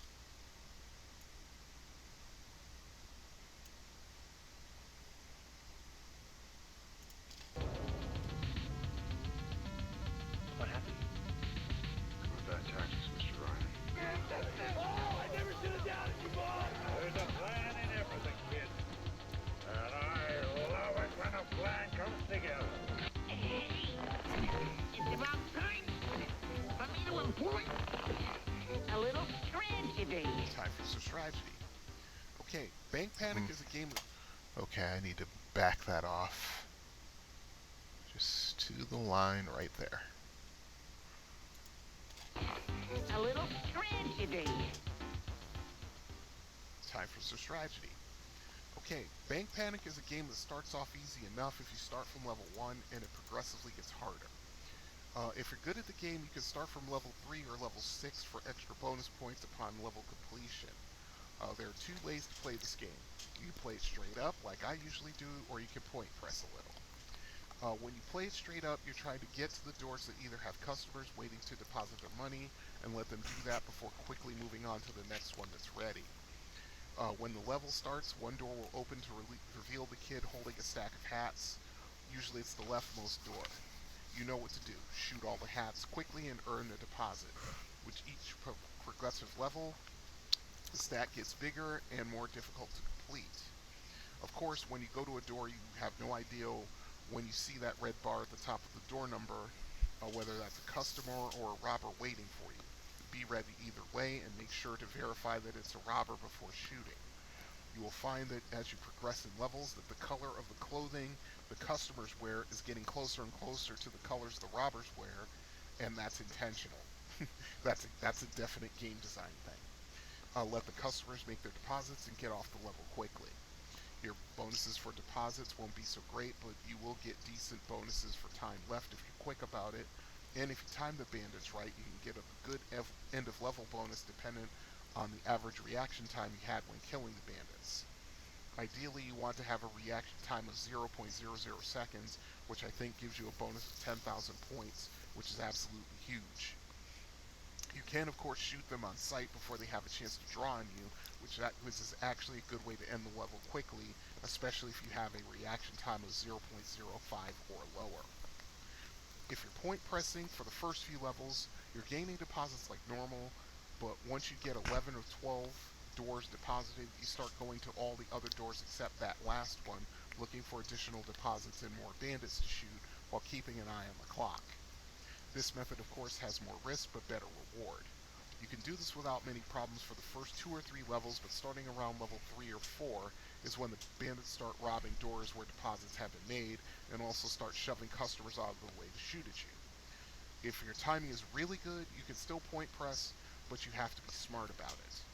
If you get perfect reaction time on the red bandits, of course, each time you do it, you get 5,000 points, but when you spell extra, the level ends immediately, and you receive a whopping 20,000 point bonus and an extra life. I was watching a YouTube video where the poster had a ridiculous score of over 1.4 million points, and I saw that he point pressed to do it. His reaction his reaction time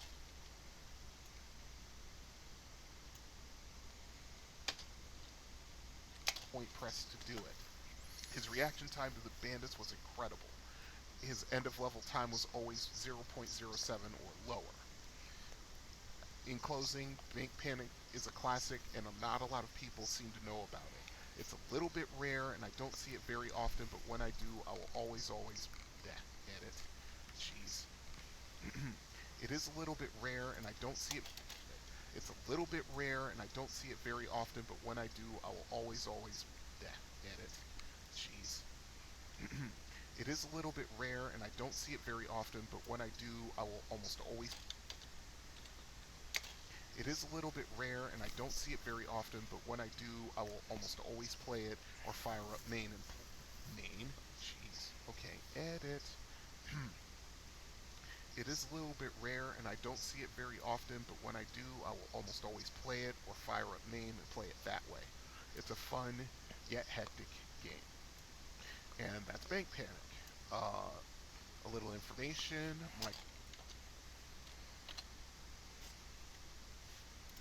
about it. It is a little bit rare, and I don't see it very often, but when I do, I will almost always play it or fire up main and play it that way. It's a fun, yet hectic game. And that's Bank Panic. A little information, my experiences with it, and some tips and tricks on how to get good at it yourself if you're so inclined. If you've played this game and you have your own tips and tricks and things like that, hey, share them. Get a hold of me. arcade@ryan@gmail.com. Okay, now I understand. Yeah, I did put in a on the road segment at the end, so I gotta pull it. Yeah, that's what that little blurb was at the end. Let me find it. There it is. So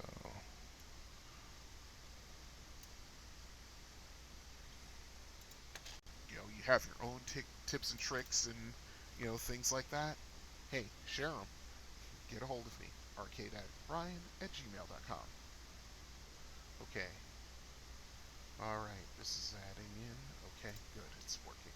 Okay. Edit. And finally, we're going to go on the road.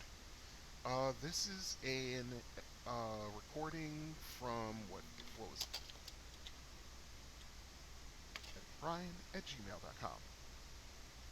And finally, we're going to go on the road. This is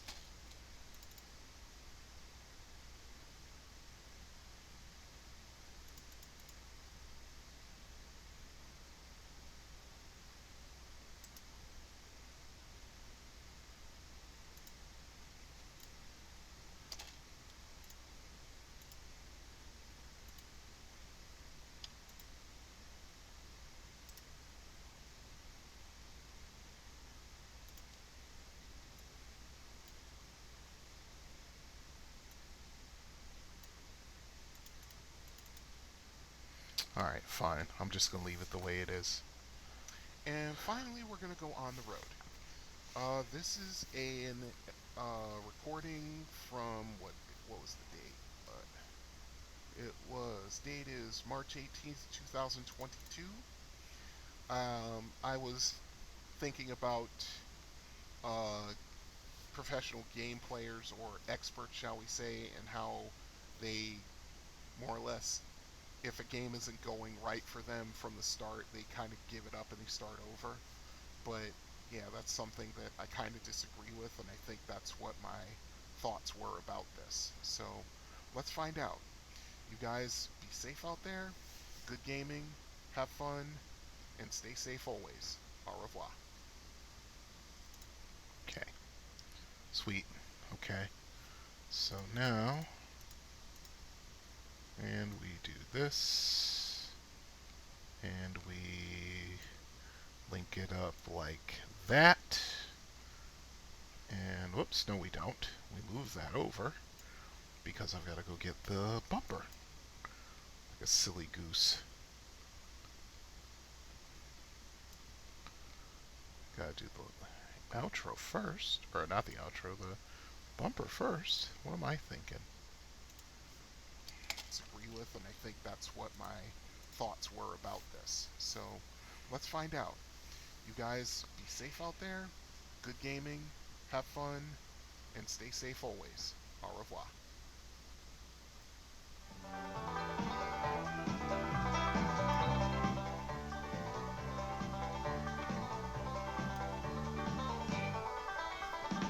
Okay, and then we bring this in, and we do that.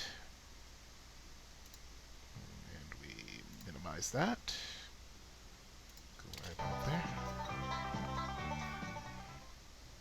Okay, it is Friday, March 18th, 2022.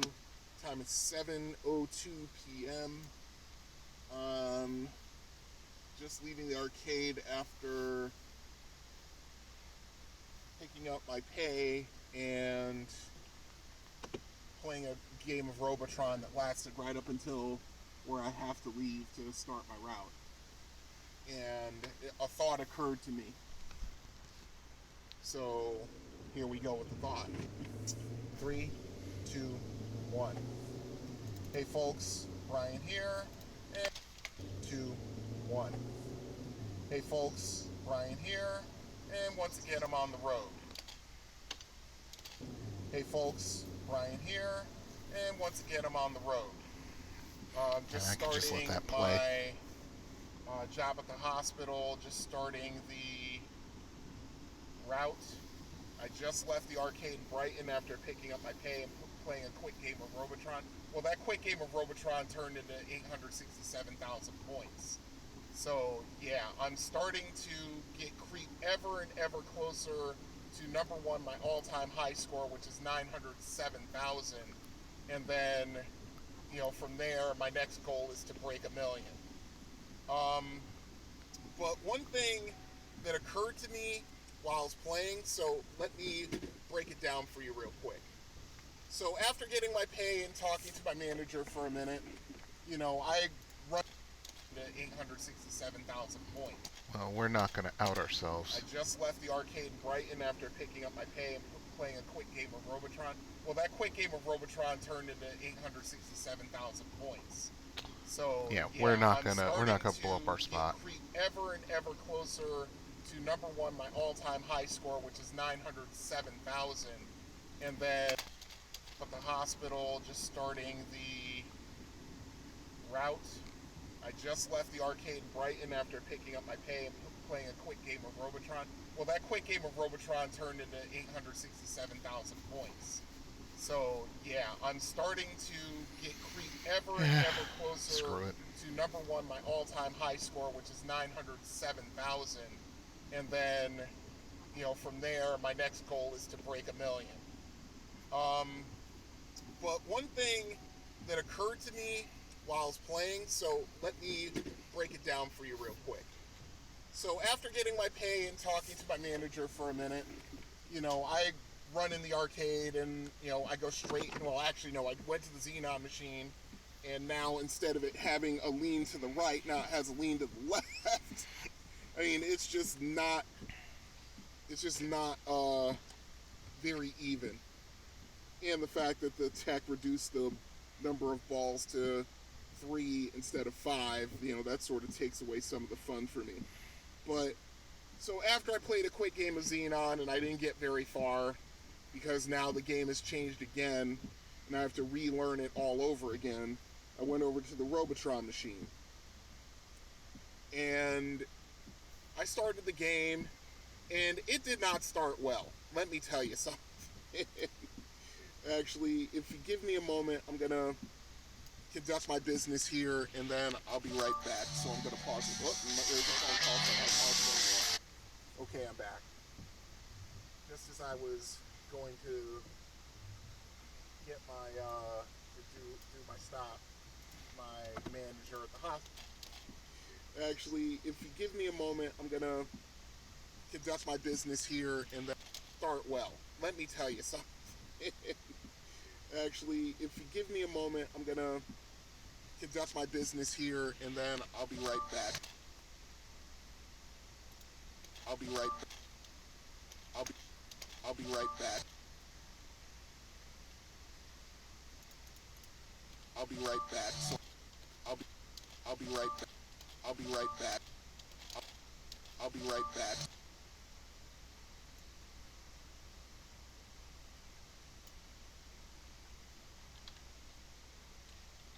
Crap. That's not what I wanted. Dang it. Right back. Yeah, right about there.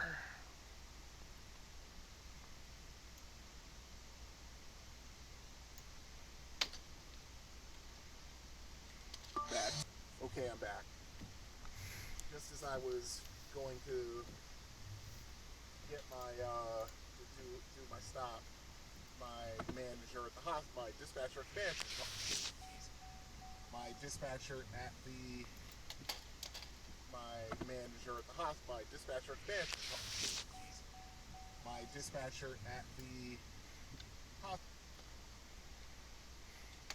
do my stop, my dispatcher at the hospital hall. So yeah, I had to deal with that. So anyway, yeah, the Robotron game that I started off really, really poorly. Like, I was down to my last life at about, what was it? I want to say I was about 35,000 points in, and I just lost most of my lives due to just not paying attention to what's around me. And so I'm aggravated, to say the least. But at that point, I had a choice.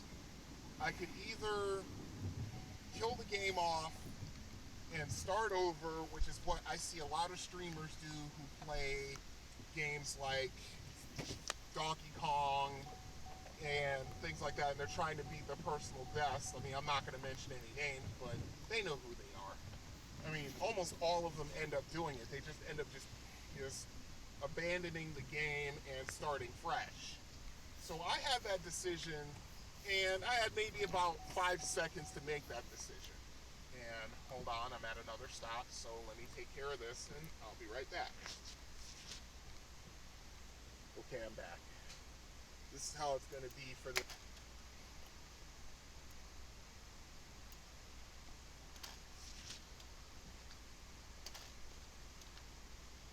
Right back. Okay, I'm back.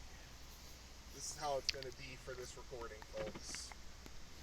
I have a lot of stops to make, and not a lot of driving in between them, so I'm going to try to get my thoughts out as quickly as possible and be able to be understood.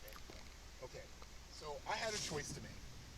I could abandon the game and start fresh, or I could just play it out. And I decided to play it out. I just said to myself, I could just use this as a warm-up and then start over. That's the wonderful thing about playing in a free play arcade and what's even better is when you work at that arcade, you can play the games for free. So that's what I did. I didn't start over. I just played it out, and then 30,000 became 70, became 110, became 150, became 200, became 300, and before I knew it, at one point I had a score of about 350,000 with about 8 lives in reserve, which is actually pretty good for me. You know, it's just one of these things where with Robotron, I have to focus, but I can't focus so much that I don't see what's in front of me. You know, of course I lost my lives to, you know, cheap ways, you know, running into grunts that I thought I had shot, you know, running into electrodes, which is just a brain fart on my part. But yeah, you know, so that's what I did. I mean, I was very happy with that score. You know, it's now top score on the machine, which is cool. Let's see, what else? And so, you know, that was pretty good. And then once I finished that game, I wanted to break 900, but it's just, I lost too many lives on one particular stage, and then the stage after it, I was on my last life, and, you know, I lose that life like 5 seconds into the level because everything's moving so quickly, you know. But still, you know, I'll take that score. I mean, considering, trying to think, yeah, it's been literally a week since the last time I played Robotron, which was before I started my Saturday shift. I didn't even play it on, did I play it on Saturday yet? I don't think I did. I didn't play it on Saturday night, and I didn't play it on Sunday. So, you know, the fact that I can still pull that score off, even though I'm not playing it constantly, and when it comes to, I have to buy like one of those USB control sticks that are, you know, made like a Robotron control panel, because I'm finding out that the controllers I use when I'm playing in emulation at home, the controllers are just too, shall I say, what's the word I want to use? They're too open in as many directions as you can go. Meaning that, you know, it's like Robotron is a fairly simple game on the surface. You move in 8 directions, you shoot in 8 directions, and the opponents can move in a multitude of directions. So that's the disadvantage you have to overcome with that game. But, you know, the controllers just don't do that game justice. I mean, the only system that really did it justice was the PlayStation 1, because the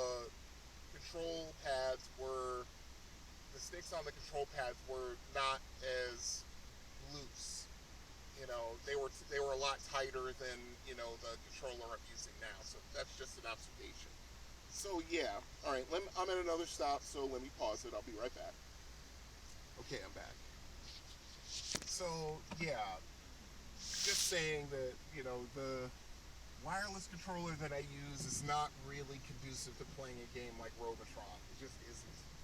I mean, could I devote the time to quote-unquote mastering using that controller? Sure, I could. I just don't want to. That's what it comes down to. It's like, nope.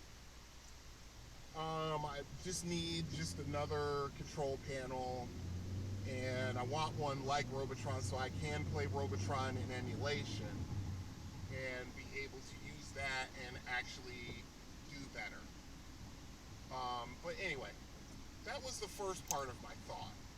You know, just that whole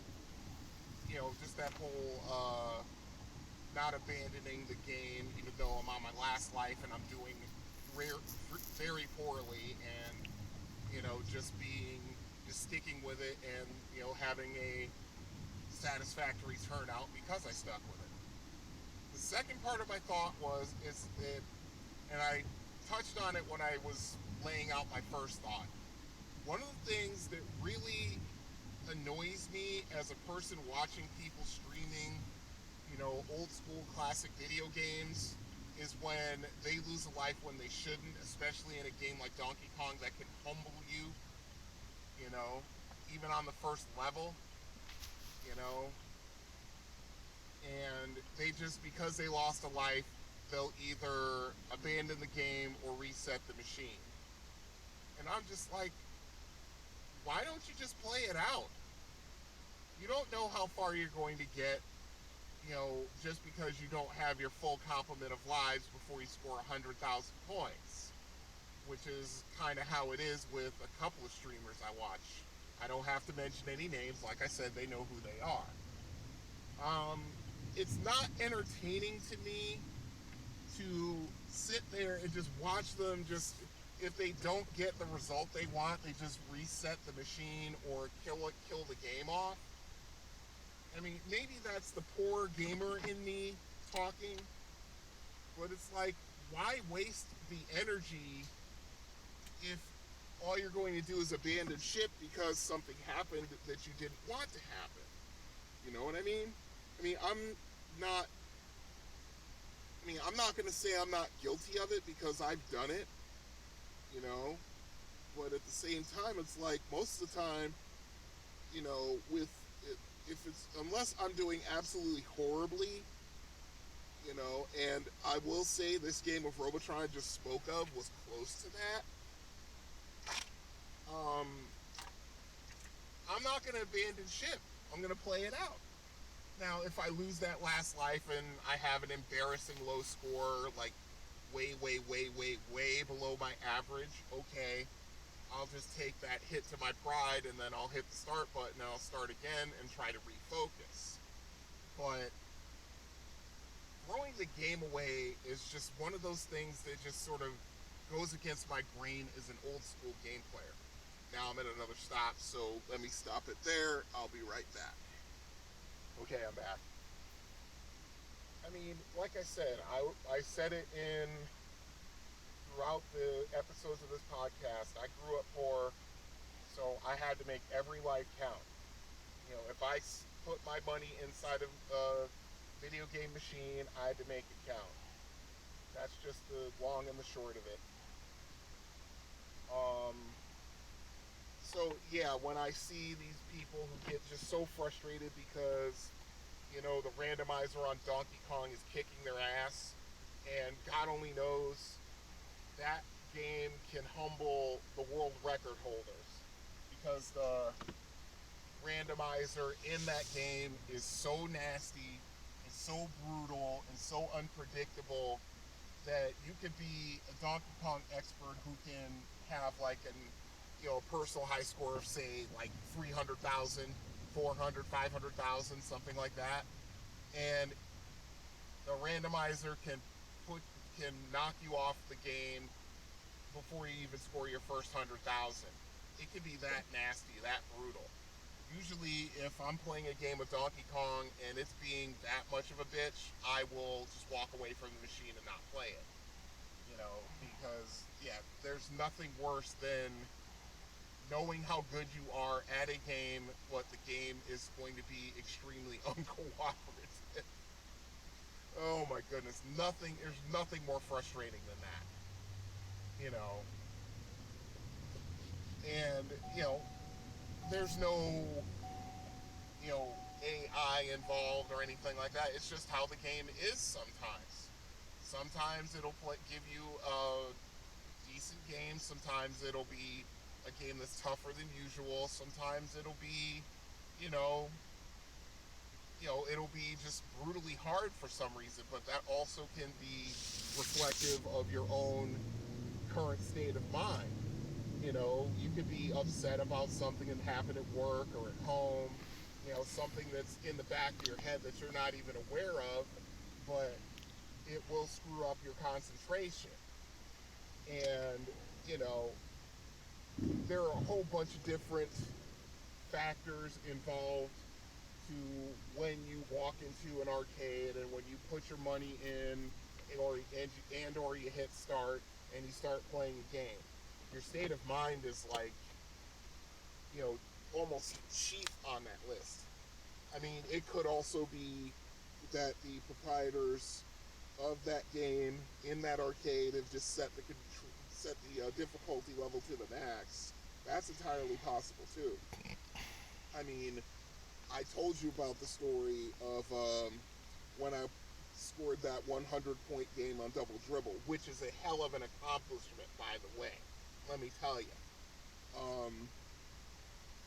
I told you, I went the news corner one day. It was one day after work, and I was coming home, and I felt like playing a game of Defender, and I knew that the difficulty level was maxed out on Defender. It really was. And I only put up a score of like 8,000 points, and I'm usually good for 100. And I was just really pissed.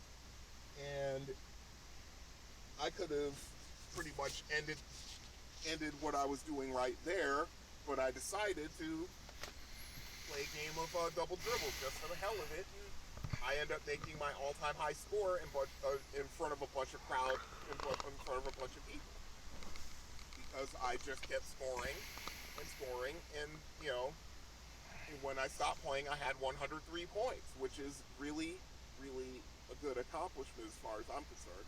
Far from the world record, I'm certain, but still an accomplishment. All right, I'm at another stop, so hang on. Okay, I'm back. So, like I said, there are just some times where, especially if you're in a free-play arcade, where you can play a game as many times as you want. There are just some times where you settle yourself in front of a machine, you hit start, you start playing, and just, the mathematics are against you. The numbers are against you for whatever reason. And my whole thing is like, whether you need, whether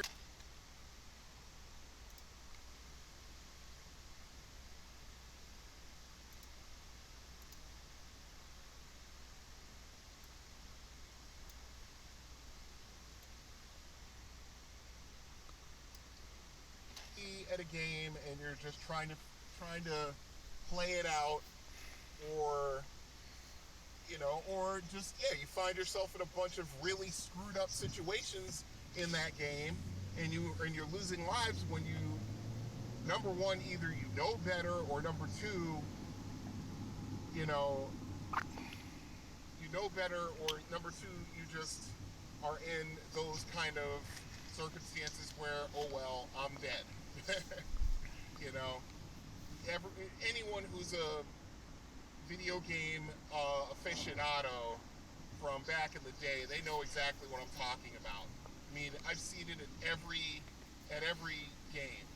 I've seen it, in games like Defender. I've seen it in, especially games like Street Fighter, where you beat your first 3 fights, and then all of a sudden the difficulty ramps up on the 4th fight, and if you don't have either your combos or your techniques down, you can get run right off the machine. It's happened to me more times than I care to admit. I'm good enough now where I can avoid it 9 times out of 10, but boy, that 10th time is really, really frustrating, let me tell you. But yeah, any game can be like that, whether it's just the little $4 game you just bought off Steam that's pissing you off, or, the $60 game that you've made a major investment into and it's not cooperating. I mean, there are a couple of master level Path of Exile players that I watch every so often, and they put up all the fails on YouTube and Twitch, where it's just the numbers are against them. It's the only way you can describe it. Where they're doing what they're supposed to be doing, and just a situation comes up and they end up getting killed. And more often than not, it's when they're in like a league race or something, and they get knocked out of the race, and they're frustrated by that. And the earlier it happens, the higher the frustration level. Unless they're like really close to the end of the race where, they go to kill like the final boss and, they just get cheesed off their run. That's happened before. I've watched it.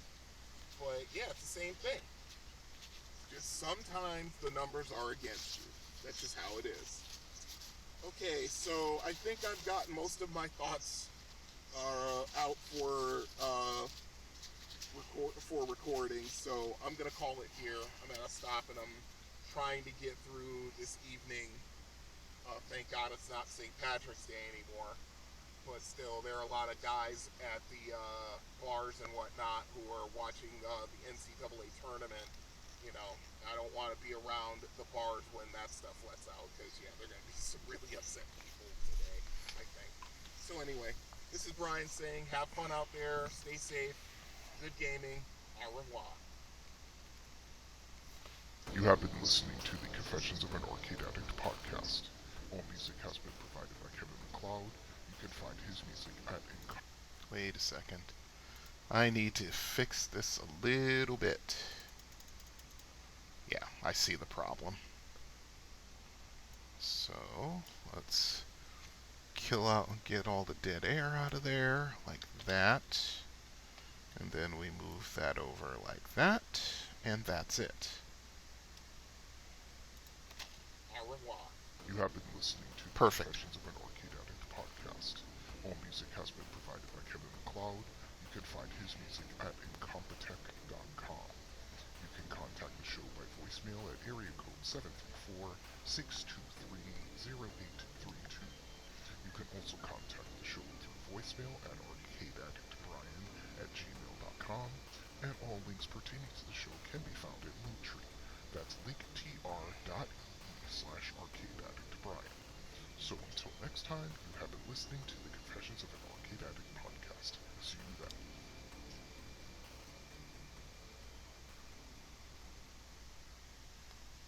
And that's that. Episode 72 in a nutshell.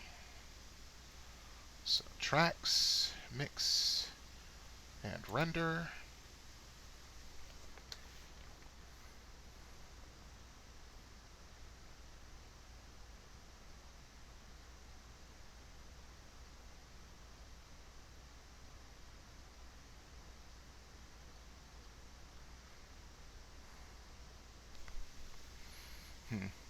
I think once I'm done with all of the stuff, I think I'm going to call it. Number one, I'm starting to get tired. Number two, I'm going to go watch some Halo. I'm really interested to see where this season of Halo goes. And unlike a lot of the game players who are purists, who are whining and crying that you never see Master Chief's face, I actually think this is an excellent series. I think this is actually a really good series, and all the actors involved in the series are just awesome. So let's see. Okay, let's home, and let's bunch it all up. Alright, everything looks good. So let's export audio.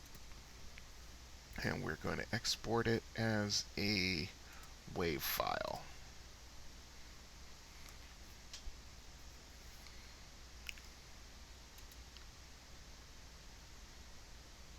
Then I need to pull up Leveler. Levelator, I should say. Like that. And we minimize that. Pull this up. Go to here, into the rough drafts folder. Hold on. There you go. I gotta move this to the corner. There we go.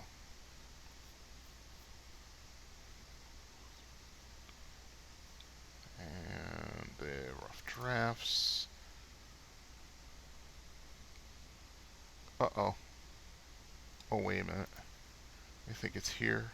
Is it there? Yep, sure enough it was there.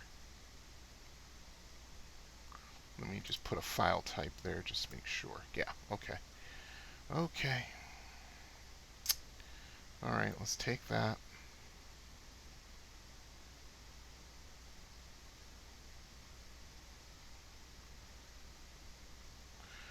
I'm just going to move it to the rough drafts folder where it belongs because I forgot to put it in the rough drafts folder or to set it before it was made a wave. So you just got to go all the way through, wade all the way through all the episodes and other stuff, various things, voicemails, ideas. There's the rough drafts folder. We move it there. There we go.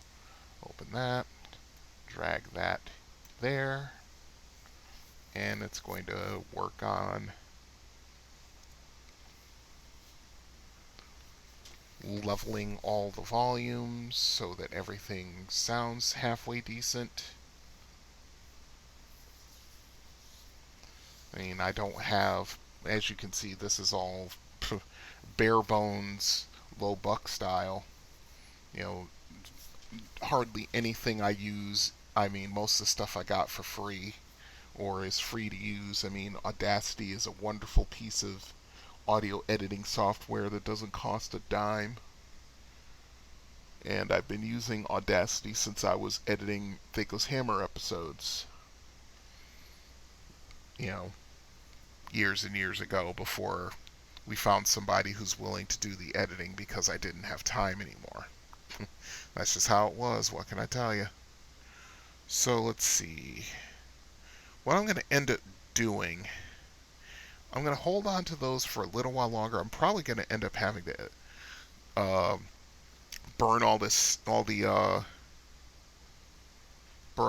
project files to DVD or something, just so that I can clear up some disk space. I mean, yeah, I'm running off of a 10 gig hard drive, but I've got other stuff on there. I think I'm down to like under 3 gigs. What I really want to do is get a new external drive, like a 16 or even an 18 gig or a terabyte hard drive, I should say. 18 gigabytes won't do me much good. That's just the truth. I mean, shoot, what's standard sizes these days start at 1 terabyte. So, let's see. We're almost done. We're about 3/4, 4/5 of the way done. So, once we get it done, then I go back into Audacity, import the WAV file, export it as a MP3 file with the episode information. As a matter of fact, that's the other thing I need to pull up. So let's open up Word. Episode notes for posting. There it is. And we just go all the way to the end. Okay, so I didn't do one for 72, so I might as well do that now.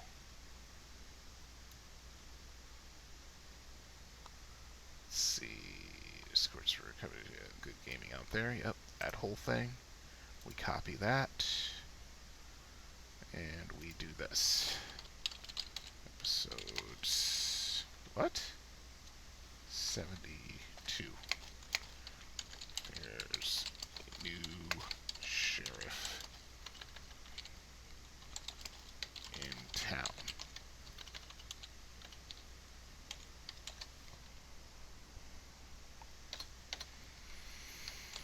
Greetings and welcome to episode 72. And this one, Brian breaks down another top 10, gives a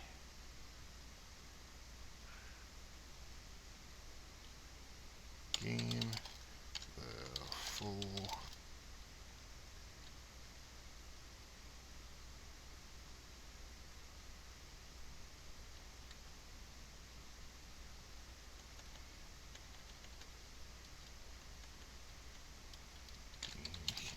played a lot.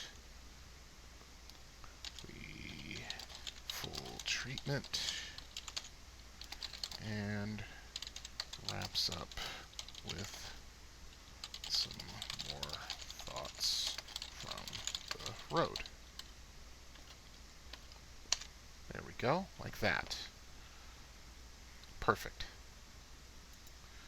Okay, then we copy this like that. Alright, the levelator's done its job. I can close it. And now we go back into Audacity. We delete this mix because we don't need it anymore. And then we import audio. Get out of there. Go in there.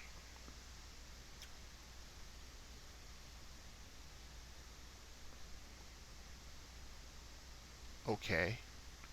That's strange. Oh, it's this one. Yeah, it's the rough draft output. That one. And we open that up.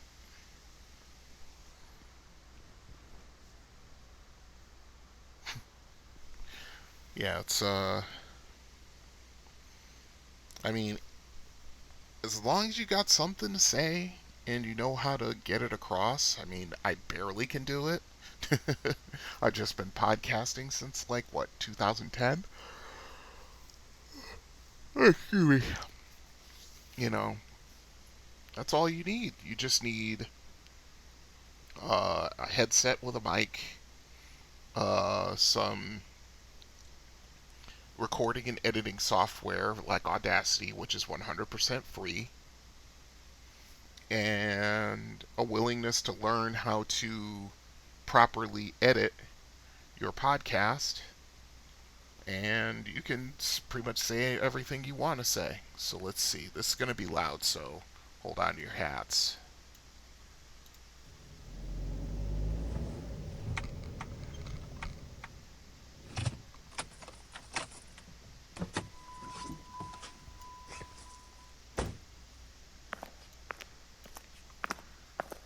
Alright, that's good. Okay, cool. Now it's imported. Now we export the audio again.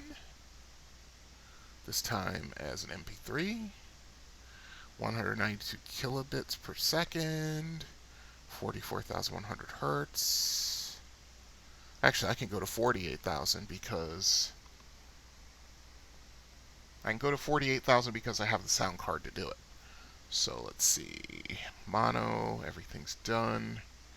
Okay. Edit metadata, which is where I put everything in.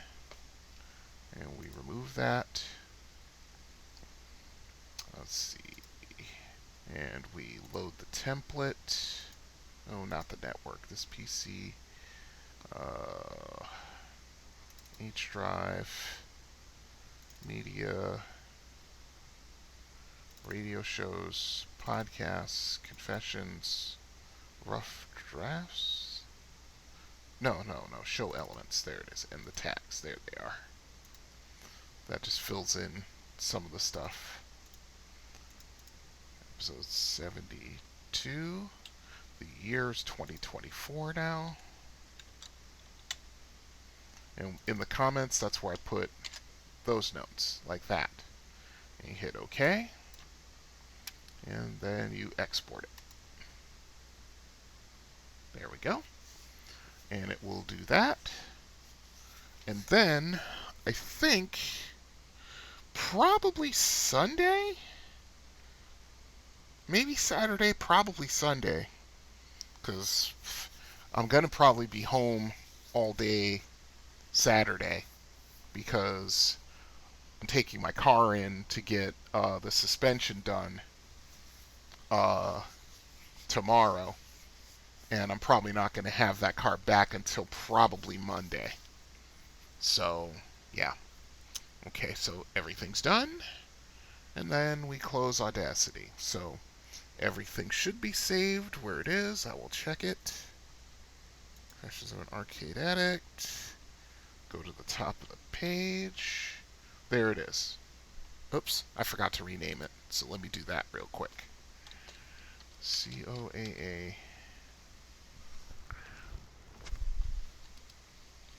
Episode 72.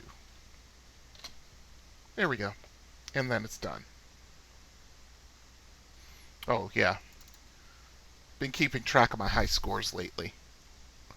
Some of them I've done recently, others I haven't. Let's see. Yeah, I'm working on the Ms. Pac-Man, this one here. I'm working on that one there. I've been playing this game, playing this version of the game again, and unfortunately, I think the most I've gotten right about it was like 570,000 or something. You know, I gotta kind of lock in and do that. So these are high scores of all the games that I can really remember. Somewhere in my books, I don't know if I saw it. I think I saw it when I'm hoping it made the move with me, but it's this little little small booklet I used to carry around with me in the early to mid 80s, and I put all my high scores of games in there. And I just need to look into look into that and pull some of those out. Because most of these are approximated except for certain ones. Like these two here, I think I did this score at Pinball Pete's on Tron. Elevator Action, I can't remember the score. I probably have it on my phone somewhere. I need to pull it. Vanguard, I need to pull because I could have sworn I did like 100,000. I can't find it. It's probably there somewhere. Space Invaders, I haven't done. This I did back in like 1980 or 1980 or 81, I think. Galaga I did a few years ago. Donkey Kong's an estimate because I can't remember the score. It's around 200,000 points. Defender I did when I was at Underground Retrocade in Illinois 2 years ago. Stargate I haven't played. I mean, I think this is the highest score I've ever gotten. I think I did that in like 82 or something. Punch Out I did. I think the last time I got this high on Punch Out, I think, was at the arcade in Brighton. This I haven't done since like the summer of 1984. Karate Champ. I'm gonna put that in. 1980 summer 1984. There we go. That's the last time I did that. Asteroids, that was what? I think that was like summer of 93. That was the year that I was living in Melbourne, Florida, and I was working at the local Publix, which is funny because I cannot even remember very much about my time at that job. I think I blocked it out. Let's see. Time Pilot, I think I did this sometime in like 1984 or 1985. Oh, as a matter of fact, I can change this. What was it? It's 227,000 points. I did this last Saturday, so that was, looking at the calendar, that was the 24th. Yeah, I did the 3-shot flying bird trick, and I didn't even mean to do it. 224, 2000, 224.24. There we go. Let's see. Yeah, Frenzy I did. Dig Dug, it's been a long time since I've done that. Normal Speed Miss Pac-Man, or Hyper Speed Miss Pac-Man. I think I did this on at a Pinball Pete's. I just can't remember when. I think it was like, I want to say like about 2 years ago, but I can't remember. I think it was like, well, I'll mark it down, because that's back when I used to go to Pinball Pete's on the regular before their games, before they stopped fixing their games. Oh, let's see. So that would be, I think it was like the summer of 2022. I think that's when that took place. That I'll have to get the date for this because I have the picture. Super Pac-Man, I did that at, so that was what?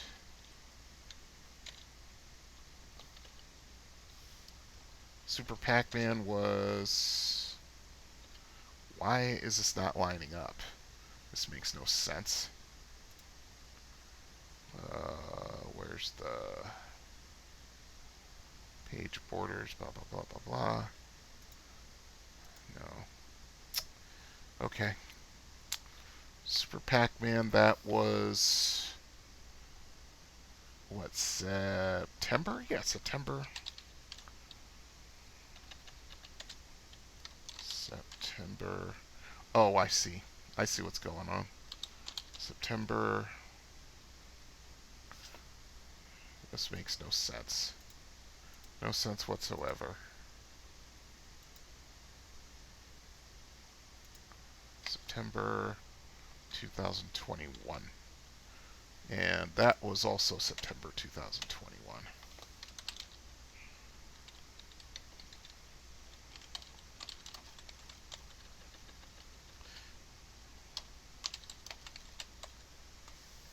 Let's see. Mr. Do, that was done in emulation. I can't remember when. That was... I think that was... Let me think. They had had the machine for a little while. It wasn't 1986. It was probably 87.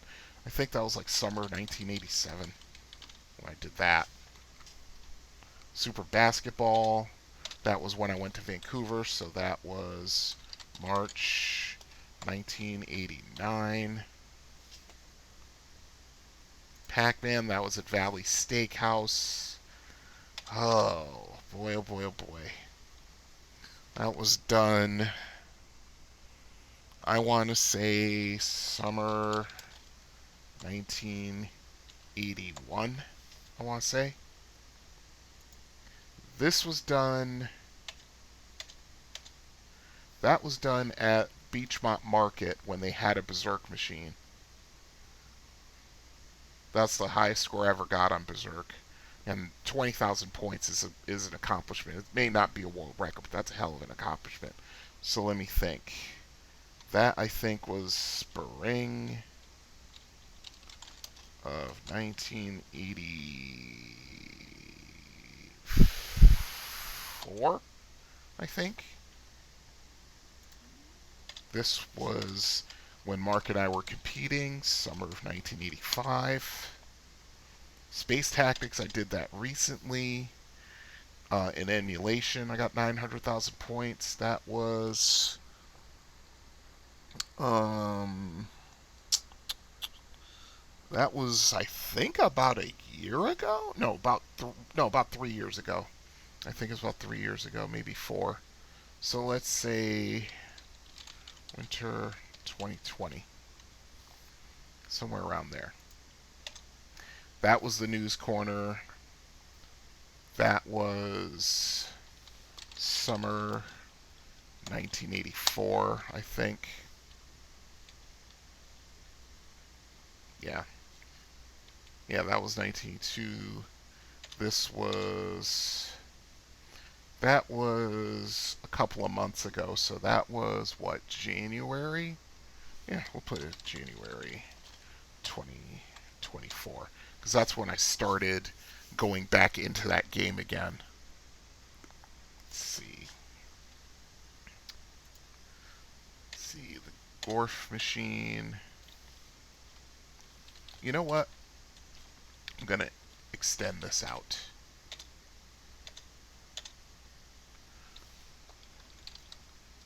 Location. Why not? Why not, I say?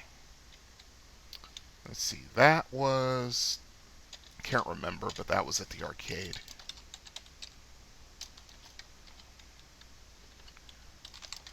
Brighton. That was the arcade in Brighton.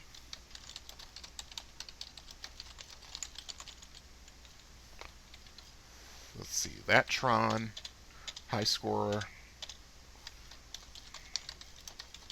That's at Pinball Pete's. I can't remember where that Ms. Pac-Man score was. I couldn't remember it for the life of me. Elevator Action, that was done at the arcade. I just can't remember the year. I'd have to look. Hopefully I've got the picture somewhere.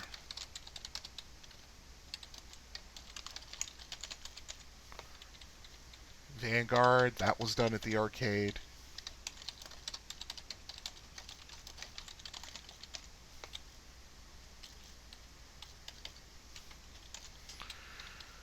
Space Invaders, goodness, I want to. What year did I do that? That was then when everybody knew the last road trick.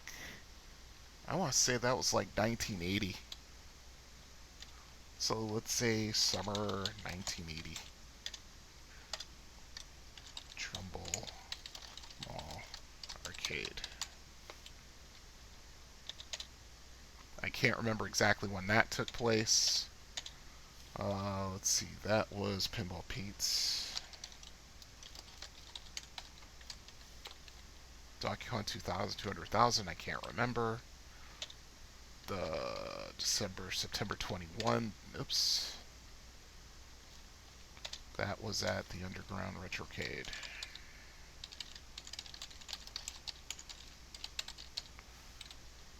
Stargate 220, I can't remember.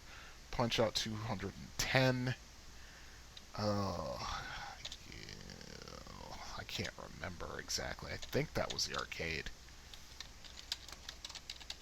No, actually it wasn't. It was Trumbull Mall Arcade. Right, champ, that was Bolarama.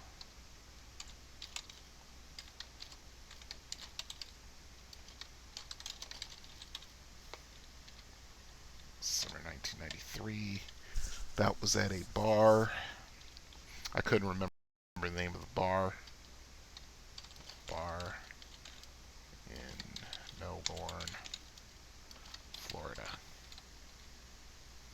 Time Pilot, couldn't remember. I want to say it, but I'm not sure. Missile Command, I don't remember.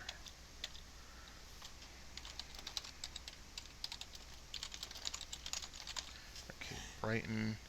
Gyros 350,000, I can't remember. Frenzy, that was the arcade. Dig Dug, I can't remember. Ms. Pac-Man, I think that was done at Pinball Pete's.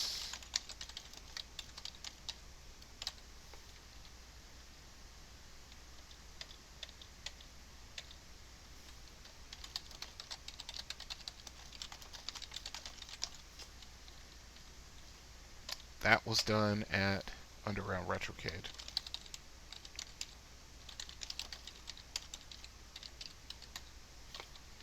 Mr. Do, that was that done? I think that was done in emulation, as a matter of fact.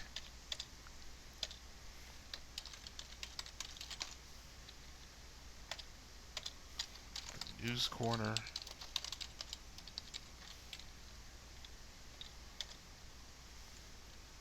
Corner. Store. And Coquitlam. BC.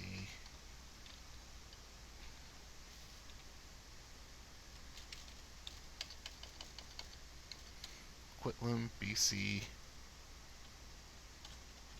Canada.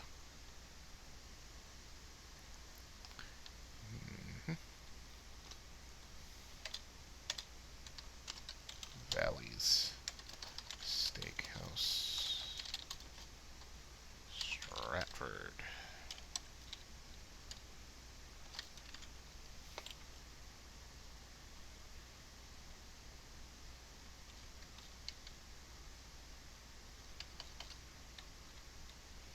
Berserk, Spring 1984. Beachmont Market. Crewmaster, Summer 95.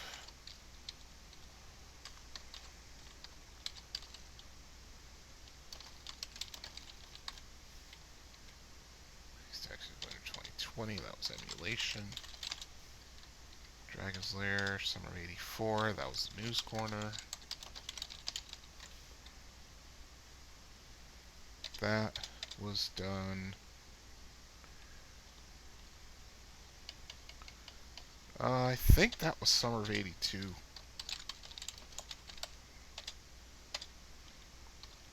Triple Mall Arcade.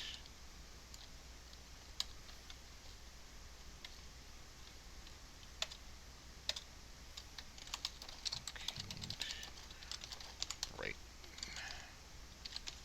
There we go. Yeah, that's a little bit more to the. That's pretty much right on. Of course, there are more games with high scores, but those are the ones I could remember off the top of my head.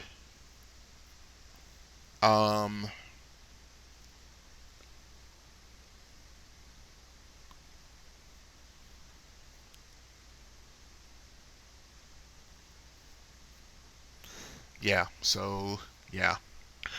I would love to find that high score book that I was talking about, because that has more high scores on them. I'm pretty certain.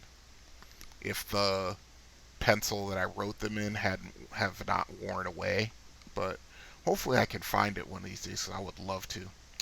Alright, it is 1:30 in the morning. I'm going to call it here. Let's see. Well, I think I'm going to probably stream either Saturday night or Sunday night after my son goes to bed.